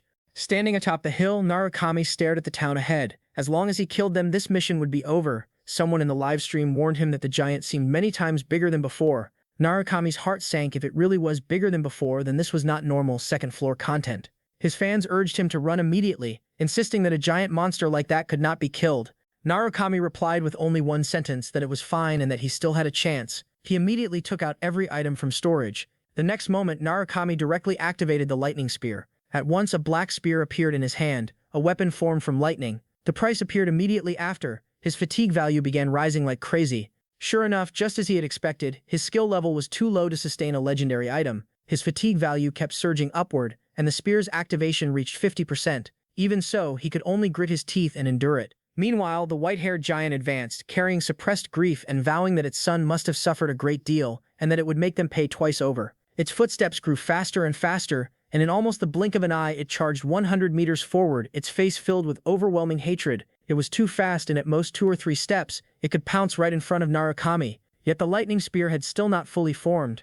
On the mountaintop, countless bolts of lightning fell from the sky and poured into the tip of Narukami's spear. The outcome between him and the white-haired giant might have been 50-50, but the viewers felt he could not possibly hit, and even if he did, that he could not kill it. What they did not know was that there were only 2 possible outcomes, hit or miss. There was no third option. The first step was to lock his gaze onto the target and never let it shift away. His squad members had taught him that long ago, that no matter what the target was, his eyes could not leave it, and that he should throw the spear only at the end, forgetting the throwing motion, forgetting the perfect arc, throwing away every distracting thought, and only then could he read the target's movements in advance. And as for all of that, they had told him he actually did not need any of it. Trajectory, calculations, all of it could go to hell. He was not like other people because he was Narukami. After being praised like that, Narukami had actually felt a little awkward. At this moment, the lightning spear's activation rate had already reached 95. After waiting just a little longer, it would all be over, and Narukami's eyes were still locked firmly on the white-haired giant. The white-haired giant was getting closer and closer, yet Narukami still had not thrown the spear. The live stream was going crazy, with viewers demanding to know what he was doing and why he had not fired yet, warning that if he hesitated any longer he would die. Narukami knew he could not rush. The moment he rushed, everything would collapse. The white-haired giant seemed completely unafraid of lightning, climbing upward even faster. The next second, its huge foot slammed heavily onto the rock wall. With a push from its legs, the entire body of the white-haired giant launched into the air.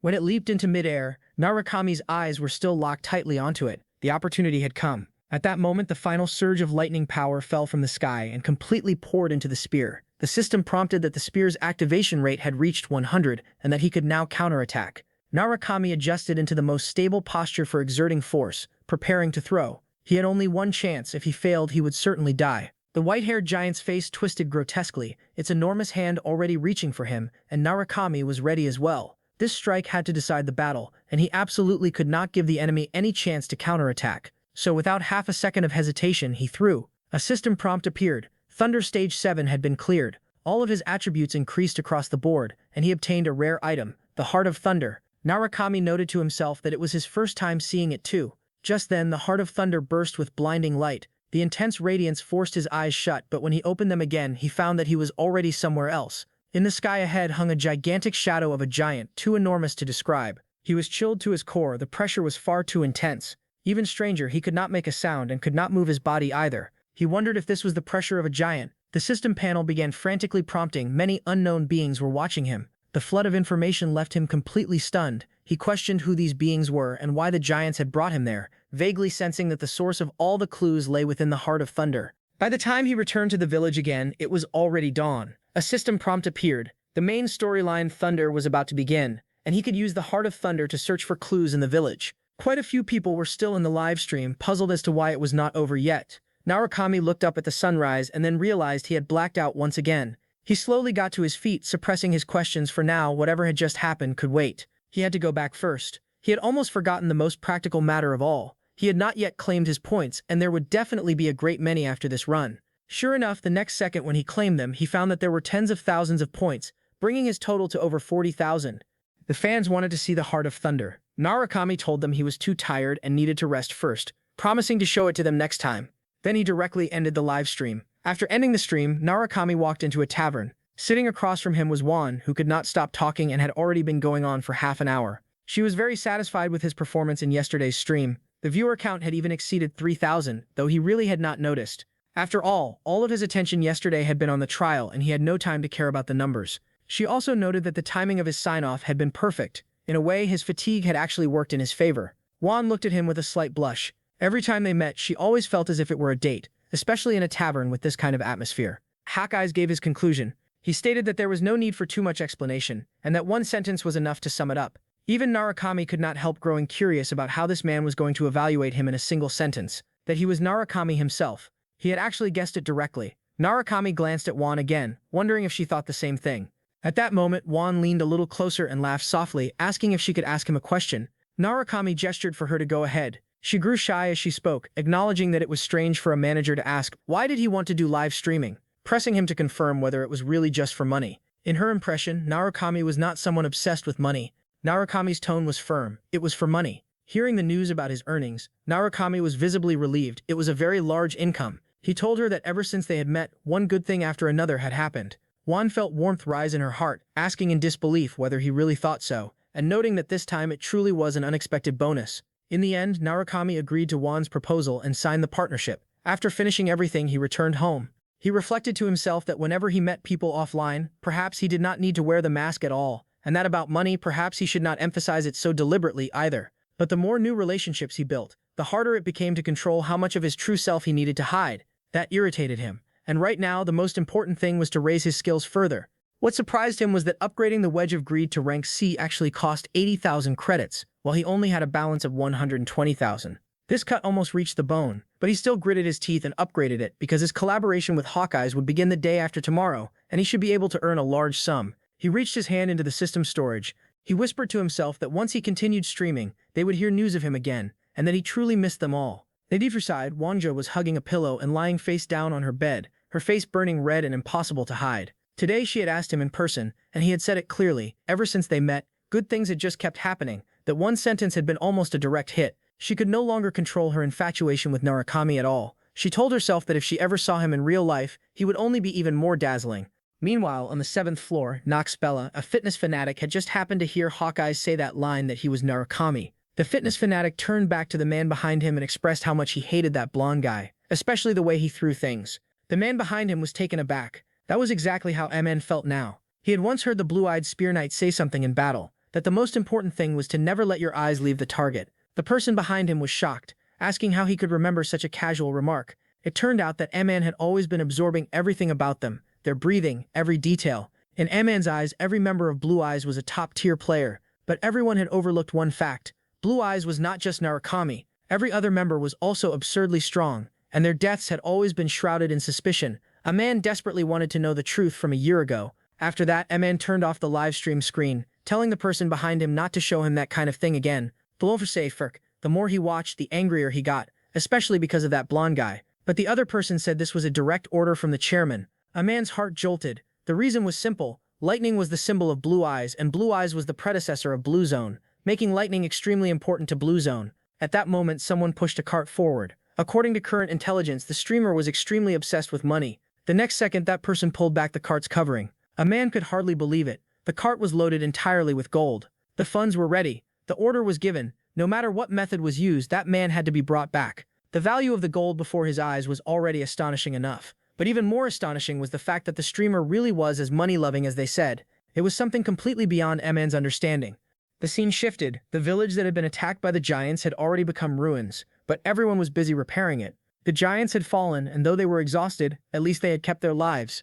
Soon Pellas noticed Narukami walking over and was instantly overjoyed. Narukami told him his head was still spinning, and that he wanted to rest a little more, but that he also had some things to ask, so the two agreed to meet at the inn. After saying that, Pellas was about to go back to continue working. Narukami smiled lightly to himself. Pellas really was a good kid. Soon Narukami arrived at the inn first. He told the live stream that they were about to see what exactly the rewards were. The first item was the Heart of Thunder, the only growth-type item, with no level requirement, granting plus 30% lightning resistance and plus 20% lightning attack. He muttered under his breath that it was way too overpowered, and that the bonuses were absurdly high.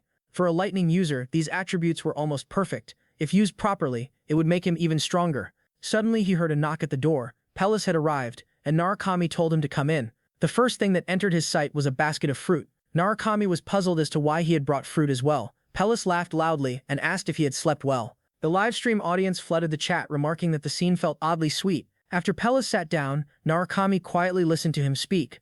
Unexpectedly, the legend Pellas had mentioned before was actually real. Pellas said that when he saw the light bloom, he knew Narukami had saved the entire village. At this moment, Narukami opened the bag on his shoulder. He told Pellas that it had dropped from the giant and handed him the Heart of Thunder to examine, asking if he knew where it came from and what exactly it was, adding that it felt very special. Pellas looked shocked. He admitted he had no clue whatsoever. Narukami was stunned, pointing out that Pellas had reacted so strongly just now and was now claiming he did not know.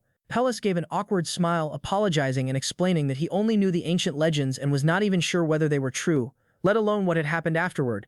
Narukami told him it was fine and asked him to share everything he remembered. There were a total of 2 legends that Pellis knew. The first stated that lightning had once been used to kill giants, and now that had become reality, with Narukami being the one who had done it. The second stated that gods and giants had fought over lightning, going through countless battles apparently for something like the Heart of Thunder.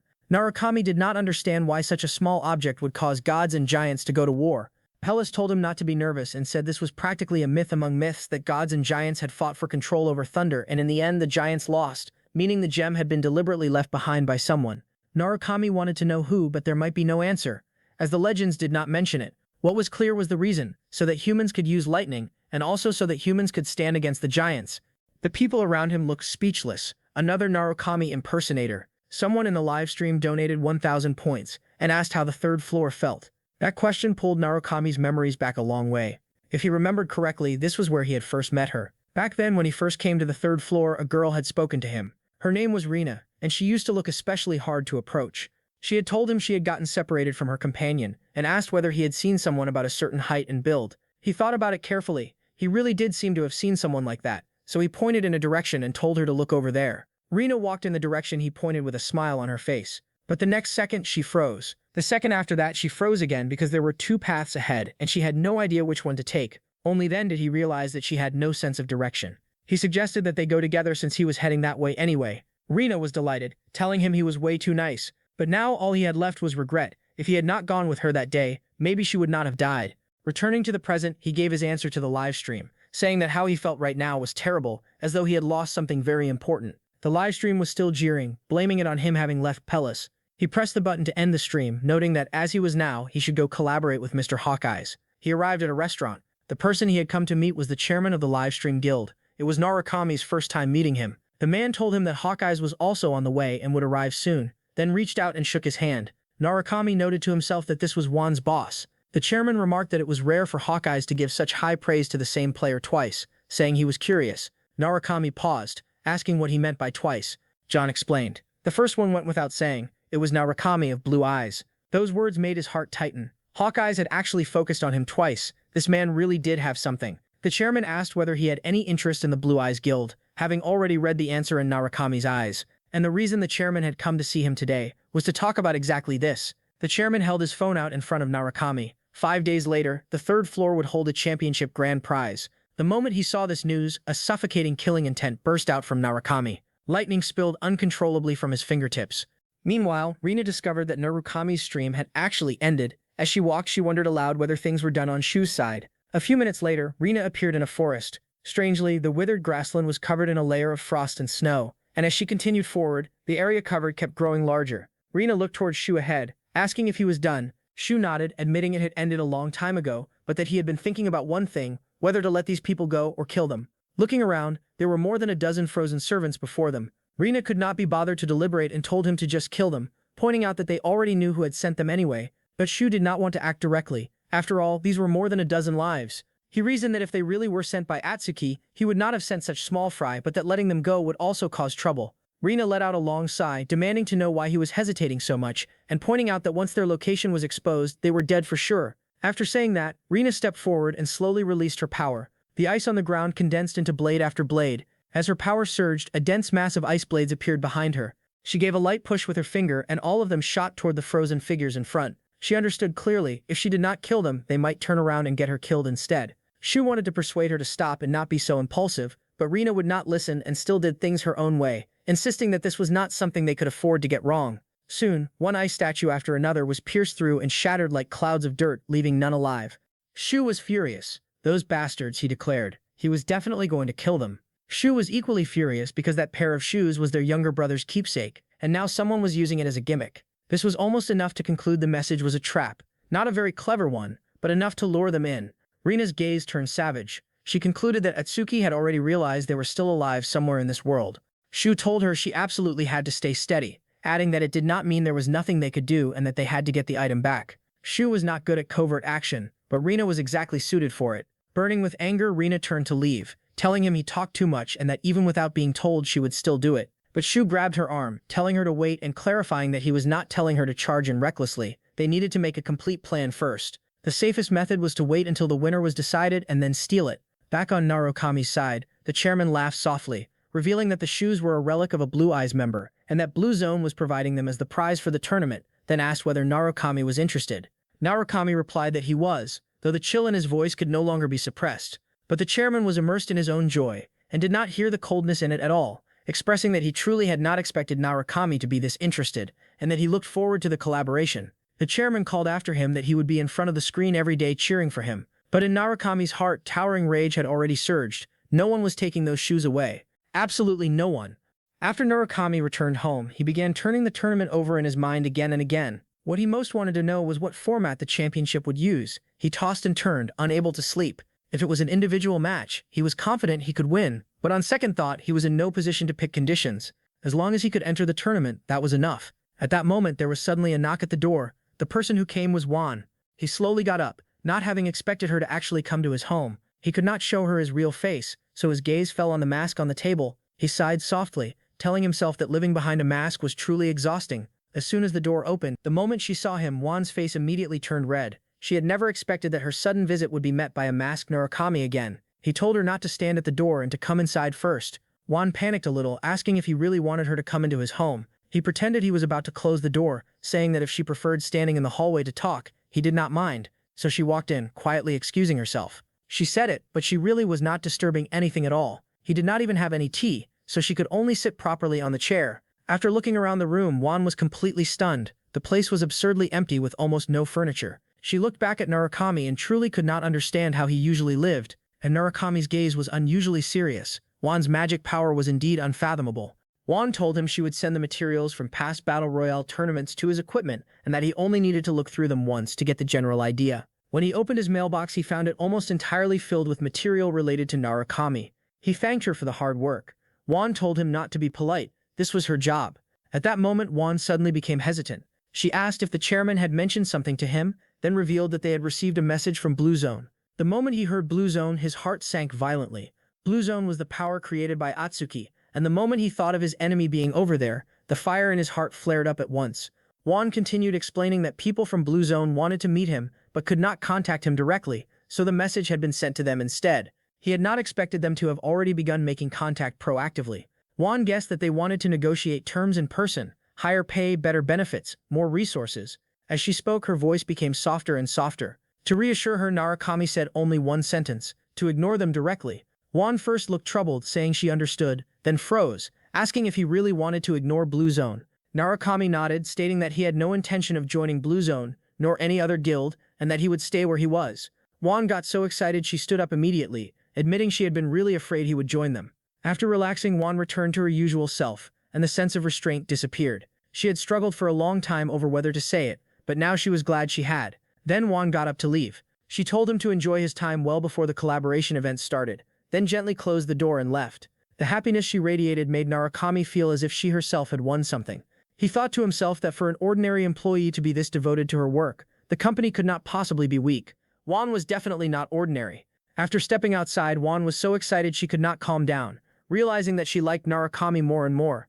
One day later, the chairman and Hawkeye stood below the grand arena, having arrived very early and simply waiting for Narukami to appear. The chairman asked Hawkeye if this was today's plan, a talent comparison test between the original Narukami and the new one. Hawkeye smiled, asking if that did not sound exciting enough, but the chairman was worried, saying that if he lost, the blow would be too great. Hawkeye did not care. He insisted that no matter the result, Narukami had to bear it if he wanted to earn the audience's trust, and looking back at the path he had taken, when had he ever fought a battle that was doomed to be lost? The chairman laughed at his arrogance, pointing out that in the end, he was still relying on Narukami. That made Hawkeye laugh awkwardly. He admitted that was probably true. Soon Juan brought Narukami behind the two of them. Juan was clearly in a very good mood. The chairman suggested they could get familiar after the stream started, saying this was how streamers got to know each other, and telling them to continue the conversation on stream. Soon the live stream began. The instant it started, 1,300 people flooded in. Then the number kept skyrocketing, jumping from 2,800 to 4,700, and then continuing to rise at an outrageous speed, quickly breaking past 10,000. Hawkeye was a little surprised, admitting he had known the collaboration announcement was hot in the community but had not expected more than 10,000 people the moment they started. Hawkeye addressed the fans, telling them that the moment they had been waiting for had arrived, and that he had brought that person here. Narukami also entered the live stream, greeting everyone. The comments instantly flooded the screen, calling him a fake. Hawkeye played into the atmosphere, telling the fans that he had never actually seen Narukami's face, and guessing that his boss had not either, then turned to Narukami and asked if there was some secret hidden beneath the mask. The comment section instantly exploded, with viewers insisting he must be too ugly and that was why he would not show his face.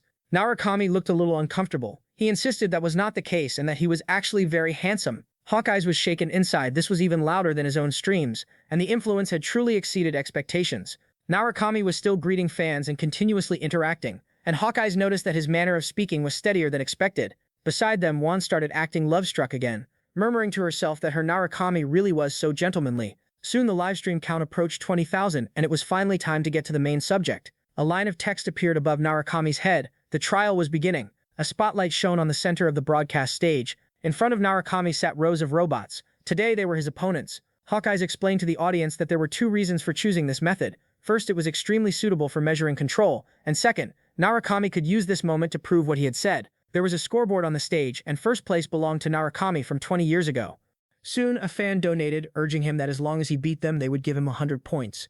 Narukami rolled his neck. He told them he would not take it if he were not confident, and claimed the 100 points in advance. With one horizontal slash, 4 or 5 robots fell on the spot. Their defense in front of him was almost non-existent, but the farther it went, the harder the robots became. It was nowhere near as easy as imagined. In the blink of an eye, several more robots pounced on him. He knew he could not fight them head-on, so he leaped into the air and retreated. Someone in the comments cried out that aerial combat was Narukami's signature move and could not believe someone else could do it now too. At this moment, Narukami locked onto the advanced robot below. He spun the short blade in his hand without half a second of hesitation, poured all the lightning in his body into the blade, locked onto the robot at the center and thrust through it with one strike, forcibly driving the power through its body. That blow even smashed the blue stone ground into a depression, instantly killing 26 of them. He kept tearing the robots apart like scrap metal. The comment section was flooded with shock, with viewers declaring it was too absurd and that it was as if the real one had descended.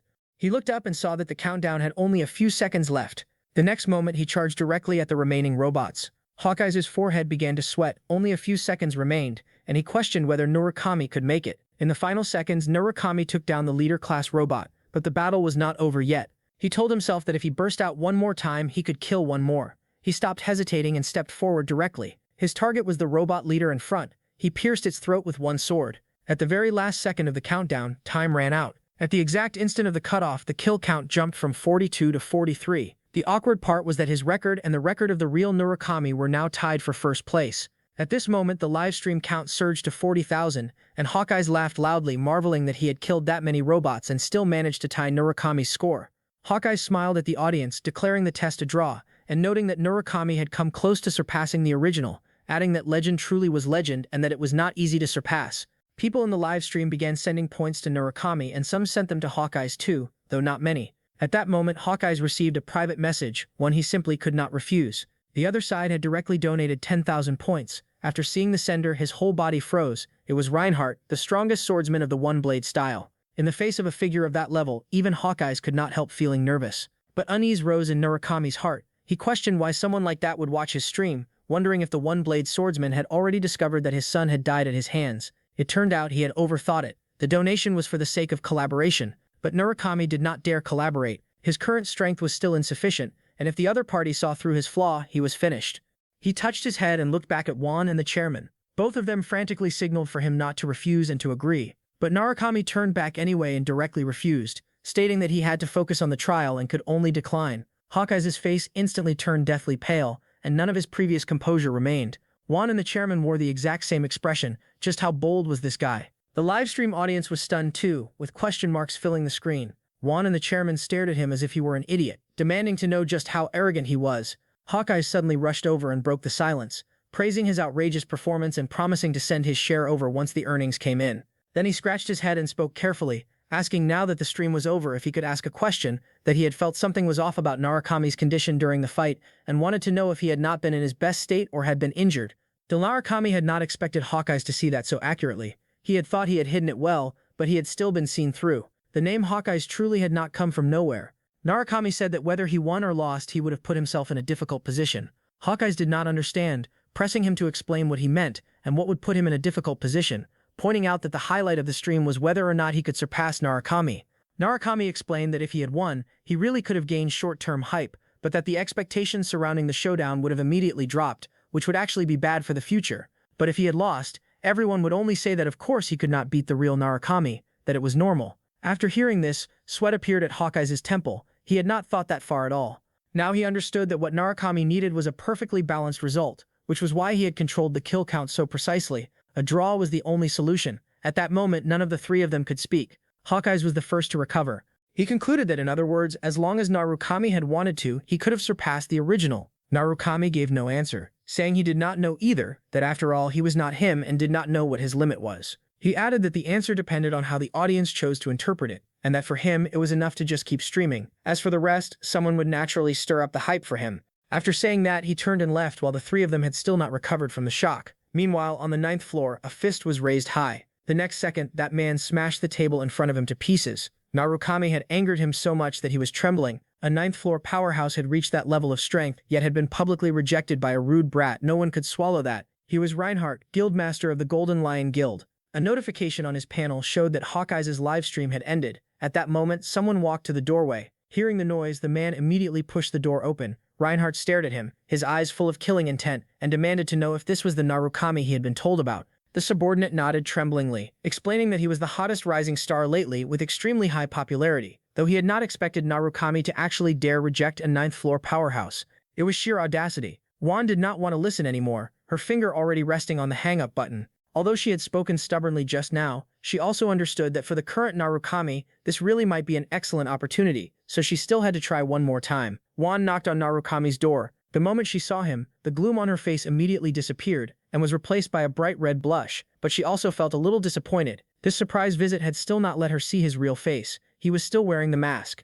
Narukami understood the look in her eyes and stepped forward, asking if she was curious about his real face. Juan was a little embarrassed, saying the mask really did have a mysterious charm, but that one day he would have to show his real face, just like the original Narukami had. Narukami did not quite understand. He asked why everyone was so obsessed with Narukami. Juan thought seriously for a moment and said she could think of many reasons, for example, that he had only been a lowly earthling with absurdly poor stats, and that his very existence had been harsh and cruel. But the most important reason was that Narukami had once been their hope. Narukami was even more confused, asking what she meant by hope. Juan said that when they first entered the tower there had been really nothing, only desolation stretching beyond sight, monsters everywhere, no food, no way to make money, and so-called stability was just a fantasy. The only way to survive was to keep climbing upward. The higher you climbed, the more points you got, and only when you had enough points were you qualified to breathe for a moment. Slowly, people began to believe that maybe this world could truly belong to them.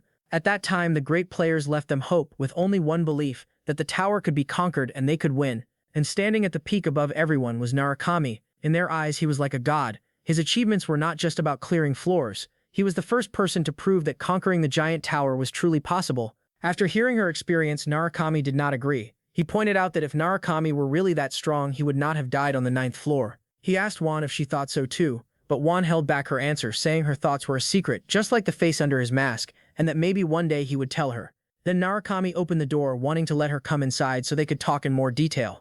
No matter what, if she had come here, she surely had something to discuss. Narukami had no idea what she was thinking. He only kept turning over those two words she had said, hope. After that, Narukami set off for the 3rd floor entrance. He told himself that he had dealt with most of the matters on the 2nd floor, and that it was time to train on the 3rd. The next moment, the system panel popped up with the 3rd floor training information. After arriving on the 3rd floor, he had to choose a faction, and he chose the Kingdom of Conrad. Only 3% of players chose this faction, and there was naturally a reason behind that. Soon he was teleported to the 3rd floor and landed in the Conrad Kingdom mercenary rest area. The moment he stepped into the rest area, a man locked onto him with his gaze and grinned, declaring that a newbie had arrived at perfect timing since he had just been bored. Pretending to be casual, he walked toward Narukami and deliberately rammed his shoulder into him, a smug smile still on his lips. But Narukami was only walking normally and knocked the other man aside directly, without even slowing his steps. He brushed past him and did not spare him an extra glance. The slick-haired man was startled and cursed, demanding to know if Narukami was blind and what was wrong with him. Narukami's gaze turned sharp as he told him that he was the one with the problem, that he had deliberately bumped into him, and that he could tell. The man flew into a rage and grabbed Narukami by the collar, calling him a bastard and demanding to know how an E-rank hunter dared talk back to a B-rank. The newcomers in the tavern saw the commotion and immediately got excited. Narukami laughed softly, remarking that B-rank was perfect and that he would test what the man was worth. As soon as the words fell, lightning flashed beneath his feet and crackled around his legs. With a single high kick, he shattered the man's front teeth on the spot. The man shot backward like an arrow launched from a bow. No one could believe it. One strike had crippled a B-rank mercenary. In the crowd, an old man had been staring at Narukami the whole time. Not long after, a group of people stormed in aggressively, declaring that he had dared bully their people and ordering the crowd to tear his mask off. More than 10 people instantly surrounded Narukami. He did not even change expression, merely sweeping them with a glance and calling them a bunch of trash. Raymond said he had never seen him before and asked what missions he had completed. The livestream fans urged him to stop chatting so much with the tower names. The goal of the third floor trial was to take missions and earn 10,000 credit points. An E-rank mercenary could earn at most 50 points per mission, so most players got stuck here for more than a year. Narukami had no time to waste. He had to take a shortcut and could not spare even a second, much less slowly rank up. Raymond thought for a moment and guessed that Narukami came from Earth, noting that there were not many people from other worlds these days, but that even so he could not give him special treatment. Rules were rules. Narukami felt the rules could be shortened, but Raymond still refused, seeing no point in opening a back door for an otherworlder destined to leave. There was only one path to clear the third floor in one go. Narukami told Raymond that he could help him fulfill his dream, and when Raymond did not understand, he said it more plainly, that he could make the Thunder Cavern belong to Conrad. Raymond was stunned on the spot, saying that was a mission only A-rank mercenaries could take. Before he could finish, Narukami interrupted him. He knew this was a war of pride over an unconquerable dungeon between Ottoman and Conrad. There was a special dungeon on the third floor called the Thunder Cavern. History had never recorded anyone successfully clearing it, whether player, mercenary, or knight. A massive mountain range lay between Conrad and Ottoman, and the two nations had fought over it for years. Conquering the Thunder Cavern would open a shortcut through the mountains, serving not only as an ambition but also as a defensive line. Narukami told Raymond that as long as he could provide proof of A-rank status, he could clear it for him. Narukami's words made Raymond fall silent for a long time. He agreed to think about it and promised to write a recommendation letter, suggesting Narukami join the assault team since it had always been short on people. The comments kept urging Narukami to run, insisting that Raymond had no idea what he was dealing with. Narukami was only one step away from death. The assault team would depart in 3 days, and when the time came, Raymond would bring the recommendation letter. He told Narukami to wait there first. The livestream audience completely exploded, constantly sending Narukami new mission suggestions. Someone pointed out that 5 days from then just happened to be when the third floor tournament ended, questioning whether Blue Zone had deliberately scheduled it this way. Raymond stepped forward, his voice growing heavy. He admitted that honestly he still could not believe anyone could clear the Thunder Cavern, that when he was young he had challenged it too, and nearly half his teammates had died that day. Narukami took the recommendation letter and said only one sentence, that it would not happen this time. Raymond thought he was crazy, pointing out that the Thunder Cavern was a team instance and demanding to know if Narukami was really saying he was going in alone, adding that he had heard Conrad had fewer people than Ottoman and could not even assemble a full team. Raymond looked a little embarrassed, admitting that was true and that they had always been short on manpower, saying he had assumed Narukami had teammates and that was why he had given him the recommendation letter. Narukami replied that he had no teammates and that he was enough on his own. On the other side, a woman was climbing a wooden staircase step by step, unable to hide her bewilderment that he was really going alone and that he was just like Narukami. But as she kept watching, she realized Narukami had already ended the stream, and she immediately felt it was a pity because from his previous streams it seemed that every time he reached a key information point, he would cut the stream.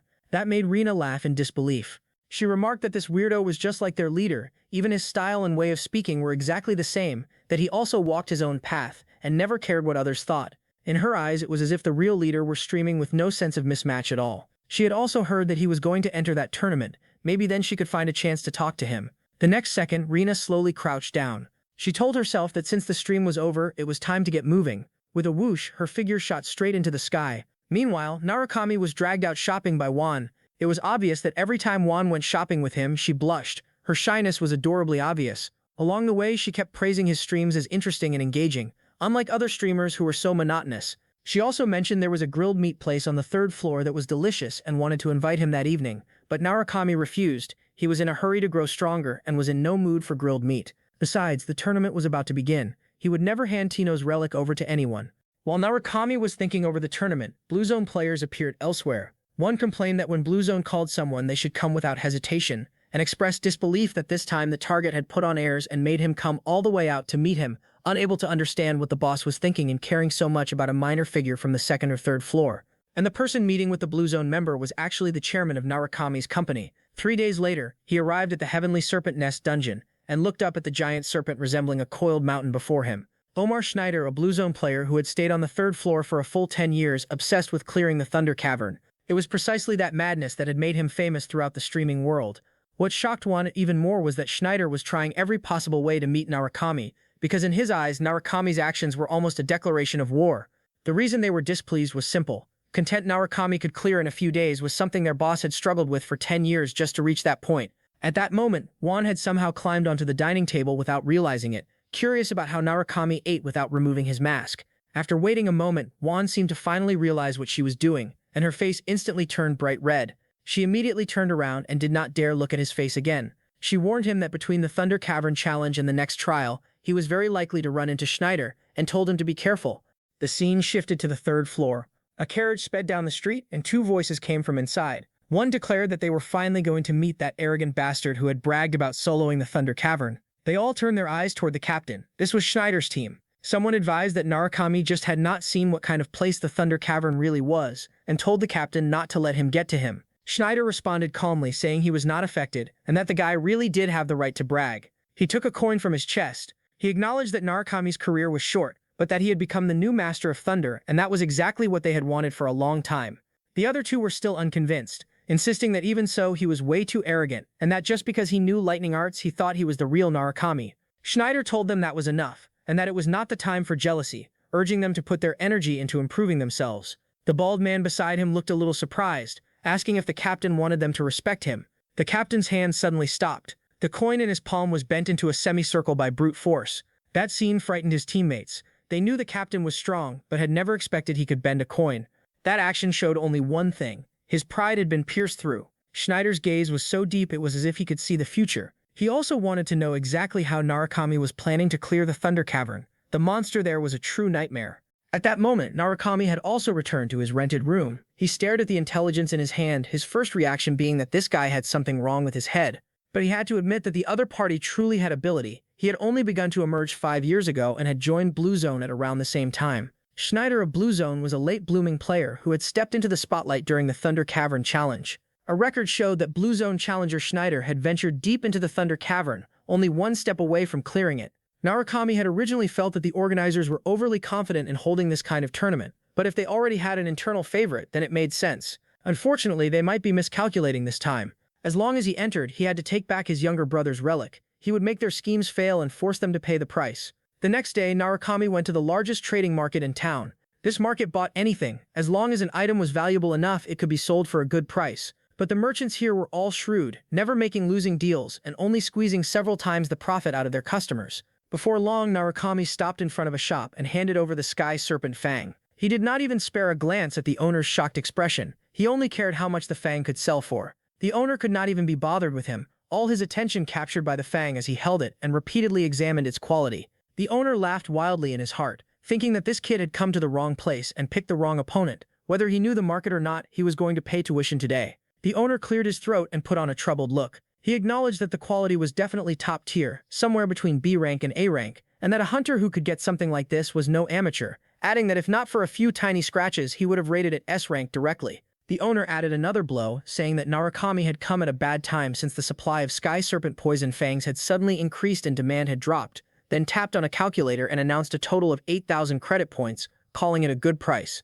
The approaching figure's eyes were filled with killing intent. If an ordinary person met that gaze, their legs would probably go weak on the spot. He asked if this was the legendary Narukami. This person was exactly the one Narukami had seen yesterday in the search device. Schneider, without question, a powerful enemy. After Narukami met Schneider, the two went to a nearby restaurant. Narukami told him to get straight to the point, saying they were not close enough to sit down and eat leisurely together. Even so, he was still a little surprised inside. Schneider had actually chosen a restaurant with this kind of style. At first, when Schneider heard that a newcomer wanted to conquer the Thunder Cavern, he had only thought the other man was an arrogant drifter. But now he dared not draw a conclusion. He was split half and half. Half of him still thought Narukami arrogant. The other half was respect. He told Narukami that he had talent, so much that it could even be called excessive, but that he still could not accept that Narukami was being compared to the original. Narukami kept his eyes fixed on him. He had assumed Schneider was just some eccentric, but he had not expected the man's gaze to be so serious it was nearly obsessive. But since Schneider had specially dragged him out to meet, it could not be just to say this much. Schneider said he had a proposal. His expression turned somewhat fierce. He told Narukami to put away his arrogance, pointing out that a few days ago he had said he would solo the Thunder Cavern. Schneider told Narukami that his declaration had been ignorance-driven arrogance and demanded that he start a live stream and sincerely apologize to everyone. Narukami did not move. This did not sound like much of a proposal at all. Schneider clarified that he did not mean he had to apologize on stream immediately, but rather to stake it on the upcoming tournament. If he defeated Narukami, Narukami would have to go live and admit his immaturity. Narukami slowly let out a breath, thinking to himself that this guy really did have quite the temper. He then told Schneider that if he won, Schneider would have to tell him everything he knew about the spirit cave, and that since Schneider had proposed this first, that condition was not excessive. Schneider chuckled and got up to leave, saying there was no problem and that there was no way he could lose anyway, so Narukami could set whatever conditions he wanted. But over these years, Schneider had learned one thing: never speak in absolutes, so he added that at least he would not lose to him. With that, he left while Narukami remained seated without moving. He told himself that this guy really was not simple. Those 10 years had not been endured for nothing. Well, the scene shifted to the livestream guild. Juan's partner was just about to place a bet. He felt Narukami's emotions were too unstable, making him high risk, while Schneider was different, a high-return investment target that had already been proven. With this many participants already entering, the direction of the betting trend was basically obvious. Even if the odds were only 1.2, professional gamblers bet on trust, not probability. Just as he was about to place the bet, Juan's call suddenly came in. Her partner was so startled, his soul nearly flew out of him, and he directly threw his phone away. He glared irritably at the surveillance camera on the wall, accusing her of definitely spying on him and calling it too much of a coincidence that he had just been about to bet when she called. But this time Juan was truly innocent. She had just happened to call at that moment. Juan said she wanted to bet on Narukami to win. Her partner was stunned, telling her to wake up. The host announced that the prize on display was a symbol of Blue Zone's glory, that it had once belonged to a member of the Blue Eyes squad, and that whoever took first place could carry it away. That pair of shoes was Narukami's younger brother's keepsake, the only thing he had left behind. Narukami stared fixedly at the shoes, only one thought remaining in his mind: he had to take them back. What he did not know was that not far away in the audience stands, someone else was also staring at the shoes. Juan immediately felt that something was wrong. It was that cloaked woman she had seen on the street again. Her aura was too strange. Red magic power radiated from that woman's body, and her eyes held nothing but anger and killing intent. The moment the match began, Narukami started his live stream. His viewer count was absurdly high, instantly surging to 3,000 or 4,000. The comments directly flooded the screen. Even Narukami found it hard to believe, as just keeping up with the pace was already difficult. Soon he received a task. A fan promised 30,000 points if he won the championship. He gave a brief thanks. The next moment, the host gave a broad wave of her hand and a green light slowly spread out. She announced excitedly that enough had been said and that the match was beginning. A moment later, all the contestants were dropped into a forest at the same time. This was an unregulated melee. The preliminary round, death meant elimination. Aside from yourself, everyone was an enemy. There were more than 10,000 contestants in total, and in the end, only 1,000 would remain. Before long, the livestream viewer count was still climbing and donations were increasing too. Suddenly, Narukami heard a rustling movement behind him and turned around immediately. Someone was already trying to ambush him in the preliminaries, though it was not actually a deliberate ambush. The other person was just unlucky and happened to run into him. Narukami's gaze locked onto that man. Since he had been spotted, there was no chance of escape. In just a few short minutes, survivors dropped from over 10,000 to 8,000. Schneider strode through the forest, neither hiding nor attacking. In his eyes there was only one target. Suddenly his pupils contracted and his figure flickered, dodging an incoming arrow. Schneider gave a low laugh, dismissing the attacker as a small fry capable of nothing but sneak attacks. The archer cursed inwardly at having missed. The moment that thought appeared in his mind, dozens more people emerged behind him. They wanted to join forces to kill a favorite contestant. Someone warned the others to be careful, noting that Schneider had fought on battlefields for years and was definitely no soft target. Schneider sighed. He acknowledged that the plan was not bad, but said they had unfortunately picked the wrong person. The bald swordsman in front snorted coldly, taunting him for talking tough when death was at his door. The moment those words fell, his head was gone. The others did not even react in time. Their side had already lost a main fighter. Schneider's spear moved like the wind, its after-images pressing down hard enough to make people unable to breathe. He told them he had seen too many people like them and that the ending was always the same: death. His gaze was cold and utterly without warmth. With a casual throw, an air current took shape in his palm and blasted forward in a straight line. With a bang, another person was shattered. Schneider advanced step by step, his voice like a sentence being passed, telling them to listen carefully, that in this tower shortcuts would not save them, and that the only thing that could protect them was strength. At that moment, Schneider was like a grim reaper returned from hell. What he held was not a scythe, yet it harvested lives just the same. Those people were trembling in terror. Narukami realized that if he did not find a way to keep finding opponents, his score would not look impressive enough. Suddenly his eyes lit up. He thought of a simple solution and slowly drew his sword. Wondering why he did not just announce that he was there and lure everyone over, then laughed at himself for only just thinking of something so simple. The livestream audience was dumbfounded, with viewers pointing out that everyone else was busy hiding while he was actually going out looking for people to kill. The next moment, Narukami slashed out with his sword, lightning wrapping around the sword force, and directly cutting the trees ahead in half. Wherever he went, he kept cutting. Just then, a man's figure appeared atop the wreckage of the fallen trees. It was Schneider, who had also just finished clearing out everyone in his area. Schneider's eyes shone with excitement as he declared that he had finally found Narukami. Narukami did not back down at all. He replied that he believed he had found Schneider first. Schneider's live stream also exploded completely. A notification appeared. Schneider was worth 10,000 credit points, as someone had earlier given Narukami a mission promising that reward if he defeated Schneider. Narukami had not expected to run into him this soon. Schneider was equally excited. From the moment he had entered the arena, he had been looking for Narukami, and now his wish was finally granted. A battle that should have appeared in the finals had erupted ahead of schedule. Schneider said calmly that there were a few minutes left, enough time for him to take Narukami down. Narukami had not fully recovered from the shock. What had just happened was definitely not a skill, but pure technique. If he lost the spearhead's trajectory for even a single instant, he would die. Schneider's seemingly casual thrust could reach distances beyond common sense. At that moment, Schneider moved, flicking his arm and attacking again. If slowed down, one could see a stream of air, but at normal speed it was nearly impossible to detect, so Narukami did not hesitate. He pushed all his attributes to the limit. He had to go all out. The moment his presence condensed, he raised his hand and blocked that spear aura, but the impact was so fierce that his entire arm went numb. Grinding his teeth, Narukami deflected the spear light away, but at that exact moment his pupils shrank sharply. Schneider had somehow already closed the distance and was right in front of him. If that thrust landed, he would certainly die. Narukami twisted at the waist and barely dodged it. The moment the spear missed was his chance to counterattack. But what he had not expected was that Schneider's footwork spun with the momentum. Using the instant of the turn, Schneider's arm smashed down heavily once again. After that, Schneider kept cycling through the same sequence, forcing Narukami into pure passive defense until finally, at one moment, Narukami caught an opening and poured most of his strength into the cursed sword. With one slash, he forcibly drove Schneider back. Even Schneider did not dare take it head-on. Schneider retreated continuously, and at that instant he felt as though Narukami's sword aura had doubled outright. The two widened the distance to 20 meters and stood facing each other. Schneider asked why Narukami was not using lightning, pointing out that it was his strongest trump card. Narukami replied that he was not using it because it would be a waste. After all, this duel would be over very soon.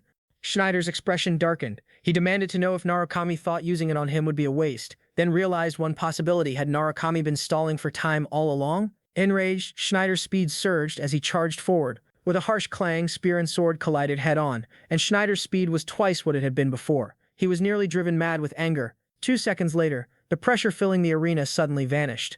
The first preliminary round was over. Before leaving, Schneider sneered, warning Narukami not to get careless, and that next time he would not let him go. Narukami naturally did not buy that. He stared at Schneider and told him that sooner or later he would turn into his 10,000 points, and that he would not get away.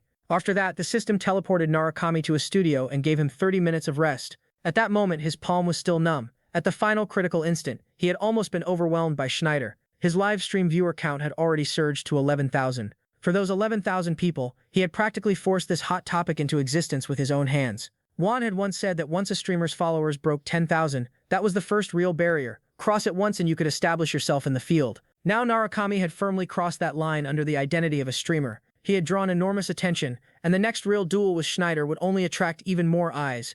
But if even someone on Schneider's level could not clear the Thunder Cavern, then that place was probably far harder than imagined. Next, Narukami claimed all of his donations and poured all of them into upgrading the skill level of the Wedge of Greed. As long as he raised it to B rank, his combat power would undergo a qualitative leap. Meanwhile, inside the arena, the host stared at the pair of shoes with some suspicion. She had heard that thieves were eyeing them, though she did not know whether it was true, and felt that no normal person would be stupid enough to come here and steal something, and that if anyone really dared to come, it would probably only be that group. Before long, she was met by someone who absolutely should not have appeared. A man had actually come down from the 9th floor to the 3rd floor. The host froze on the spot, demanding to know why he was there. A man had appeared this time specifically because of the duel between Narukami and Schneider, and besides that he had another matter: to prevent members of the Blue Eyes squad from making a move to steal the shoes. Below him, 2 women were already on the verge of clashing. Feeling the highly oppressive magic power coming from Juan, Rina slowly took off her mask. She told Juan that being called Big Sister by her was something she was really not used to. Juan gave an awkward smile, saying that there was something absolutely extraordinary about her aura, and that she could tell she had trained for a very long time, and also used disguise magic. Juan's magic power erupted completely. She declared that she did not care about anything else, but that Narukami's stream absolutely could not be interrupted, and that if anyone dared touch it, they would die. While Narukami was resting, he suddenly received a prompt. The rest period was over, and the second round was beginning. There were many people standing in front of him, clearly all teleported over together from the resting rooms. This round's content was to seize other people's territory and make it one's own. Each piece of territory could hold at most 2 people, so while grabbing land you also had to defend your position. Defeat one player and you could take their territory. When time ended, the one controlling the most territory would win. Who would become the new owner of the shoes? The answer would be known in 2 hours. As the finals began, everyone tensed up and guarded their own land stubbornly. Just as Narukami had predicted, no one made the first move. Starting a fight now would gain at most one territory, but acting later after defeating someone could let you swallow far more land. Watching first was the normal choice. The next second, Narukami moved. One slash came down and directly cut off the head of the person beside him, casually seizing that territory in the process. He had originally intended to follow the usual approach too, but there was no helping it. Every person he dealt with was worth 300 credit points, and not earning that would be stupid. Schneider also began attacking the others. Anyone who had made it into the second round had fought their way out from among 10,000 people. Not a single one was weak. Yet in front of Schneider, they were still pierced through with one spear. Very quickly Schneider expanded and carved out a huge stretch of territory, but his gaze remained locked in Narukami's direction the whole time. Likewise, Narukami saw him too, and from Schneider's eyes he read only one word: desire. Narukami simply turned and walked away. He still had people to kill and credit points to earn. Schneider exploded in anger on the spot, demanding to know where he was going and accusing him of running away. Narukami could not be bothered to answer. 10 minutes passed in a flash, and Narukami killed another person. He noted to himself that the level of the third floor was even lower than he had thought, and that the strongest one there was probably Schneider. At the same time, a system prompt sounded. A player named Dongcha had entered his territory, bringing the count to 2 players. Narukami slowly turned around, wanting to see who was bold enough to trespass on his ground. When he turned back, he found it looked like one of Schneider's people. Meanwhile, Schneider shook his head, saying he was not afraid, then asked again whether Narukami would run from this kind of attack. Schneider fell silent, gave no answer, and only calculated how to tear through the assault. This lightning truly exceeded his expectations. But this time, he had to cross that line. Time returned to before the match began, when his teammates had asked him why he was so obsessed with the Thunder Cavern. Pointing out that with his strength he could clearly have advanced to the 5th or even 6th floor, Schneider had laughed loudly, saying that people like him who became obsessed with one thing to the extreme often forgot the original reason long ago. He called it conviction if put nicely, an obsession if put bluntly, but he said there was one thing he knew for certain. If he got past this obstacle, his life would be completely rewritten, and that was why he absolutely could not give up. So at this moment, he made his decision, and the spear in his hand spun with a howl. He absolutely could not run, otherwise he would be burdened with a second obsession. A moment later, his power had already been compressed to the limit. In the blink of an eye, Schneider charged at Narukami so fast he was nearly impossible to see. Narukami only stepped forward as if receiving Schneider's 10 years of persistence, declaring he would not hold back. Narukami's figure vanished from the spot as well. In Narukami's mind, Schneider was the kind of person who would walk to the end even knowing it meant death, and he respected that. The next second, their weapons collided head-on. They both unleashed all of their power at once. This was a collision of convictions, and neither would retreat. It was the karma built up over more than 10 years. The impact blasted chunks of stone from the arena and swept them up like a storm. Immediately after, a massive explosion took shape in the clash of their attacks. Meanwhile, over in the audience, Wan was still guarding against Rina beside her. Rina's eyes were cold as she told Wan that her magic was strong, but that she could not stop her from causing trouble. Wan refused to yield an inch, telling her to try, that she was Narukami's fan and would never let her ruin his duel. Just then, a huge burst of fire lit up both of their faces. The two of them stopped at the same time. The result was about to be decided. The arena was too chaotic, so Wan simply watched Narukami's livestream directly, but the livestream image made Wan's expression change instantly. That explosion had been too terrifying. The competition stage was completely swallowed by smoke and dust. Only after a long while did 2 figures slowly emerge on the big screen. After the intense battle, blood was spilling from the corner of Schneider's mouth. The camera moved downward. There was a huge hole blasted through Schneider's torso. He dropped heavily to his knees. Without a doubt, Narukami had won. Although Schneider had been killed, he had not truly died. They would meet again before long. The system showed that Narukami had occupied 283 territories, the most in the entire arena, so there was no suspense in this victory. At once, fireworks filled the sky and the crowd erupted. The entire venue completely boiled over, the noise surging toward the heavens. It had been many years since anyone had seen such a vicious duel. Seeing Narukami take the championship, Wan could not be bothered to keep arguing with Rina. But when she looked at Rina, she found something off about her expression. Meanwhile, someone in the crowd shouted out an offer of 3 million credit points for the shoes on the spot. Narukami turned and shouted back that he would never sell them, and that they did not understand what those shoes meant at all. But his voice was instantly drowned out by the sea of people. He could only suppress his anger and let out a sigh. Thunder clouds rolled across the sky and black lightning bolts descended one after another. With a boom, lightning blasted a huge crater into the arena. Only then did the crowd finally quiet down. Narukami made it clear that he would absolutely never sell them, not even for 100 million credit points, and that if they could not understand that, he would use lightning to make them understand. The host's hair had even been blasted into curls. She pleaded with the audience to stop forcing him to sell them. Then Murakami turned and left the venue. His objective had been achieved and there was no need to stay. The host he strode away, carrying that hard-won pair of shoes in his hand, the only relic left by his younger brother, and he had to protect it. At that moment, the streets were empty because everyone had gone to watch the competition. But there were always exceptions. 2 people were standing there. The man had just been watching Murakami's live stream and had not expected Murakami to really win. It had completely exceeded expectations. The woman beside him did not know much about Murakami and asked whether he was really that strong and whether he might become a second Murakami. The one speaking was Hanamaki of Blue Zone. Even Amon could not say for sure. It was just that recently a certain idea had become popular, that if the old Murakami could do it, then the new Murakami should be able to do it too. Only then did Amon realize Murakami had already been placed alongside the Murakami of the old era. It seemed he was the one failing to keep up. After hearing Hanamaki's explanation, Amon only found it absurd. He told her the order was reversed. It should be that if the new Murakami could do it, then the original Murakami definitely could too. Hanamaki did not hear the distinction and thought they were basically the same, but Amon knew they were very far apart. Hanamaki found it troublesome and said that was also why she disliked Blue Eyes fanatics. Amon became furious on the spot, demanding to know how she dared say something like that in front of him. Seeing this, Hanamaki immediately changed her attitude. Amon's expression darkened. He told her that no matter what happened, today's mission had to be completed, and that mission was to catch the shoe thief. Hanamaki quickly followed after him, insisting she had just been joking and asking him not to take it seriously. After they turned away, several cloaked figures silently followed after them. After Murakami got the shoes, the live stream was still on. He had not closed it. People in the live stream were betting that Murakami would definitely sell the shoes at an astronomical price. Murakami ignored them and stared at the shoes deep in thought. Though they had reunited in this way, he almost felt as if his younger brother were there beside him. Juan deliberately brushed back her hair as if showing off, congratulating him on winning the championship. She had even specially ordered him a drink, guessing he was tired and making sure it was non-alcoholic. But Murakami cut straight to the point, pressing her to explain what exactly was going on with the message she had told him about. Juan recalled what she had seen that day. She told him she had met a very strange woman in the stands who was strong, or at least that was the kind of pressure she gave. Murakami immediately pressed further, asking what this strange person had looked like. Juan said it was a woman wearing a Murakami mask over her face, that at first she had found her very suspicious and had even argued with her, but that as they talked, the woman had said she was also his fan, though the conversation had not been pleasant. She added that at the moment Murakami decided the outcome, the woman had shown a very complicated expression, like someone who had just been dumped. Juan questioned why, if she was really his fan, she would make that kind of face when he won, and noted that she had then disappeared. Juan had tried to follow her, but her ability to hide her movements was absurdly excessive, leading Juan to conclude that she was definitely not an ordinary person. Juan, after hearing all that, Murakami fell silent in thought. Someone who could evade Juan's tracking and also claim to be his fan, who could it be? He felt it was unlikely but still described the shoe's characteristics aloud, wondering if that person could be from Blue Eyes. Juan recalled carefully, saying that the person was not Blue Eyes, but that kind of reaction was hard to explain. Not a definite yes, but not a no either. Still, she had not denied it. If she absolutely had to describe it, Juan could think of only one word for that complicated expression: nostalgia.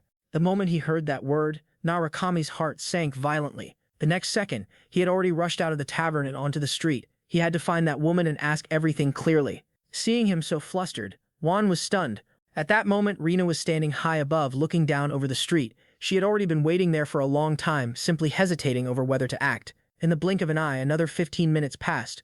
Murakami ran through the streets for a long time but still did not see the figure Juan had described. He realized he had been careless. Atsuki was likely using the shoes as bait to force members of the Blue Eyes squad to show themselves. Since Rina excelled at infiltration, she would definitely come back for his younger brother's shoes. She had deliberately suppressed her presence so thoroughly that no one could sense it, not even Murakami. Her concealment was terrifying. Murakami caught Shu's magic power, and afterward a figure very much like Rina appeared. He wondered to himself whether the 4 people he had saved back then were all still alive. That was not impossible, but he had to stay calm. It was still too early to draw conclusions. With Rina's personality, and with his younger brother's keepsake right before her eyes, there was no way she would just sit back and do nothing.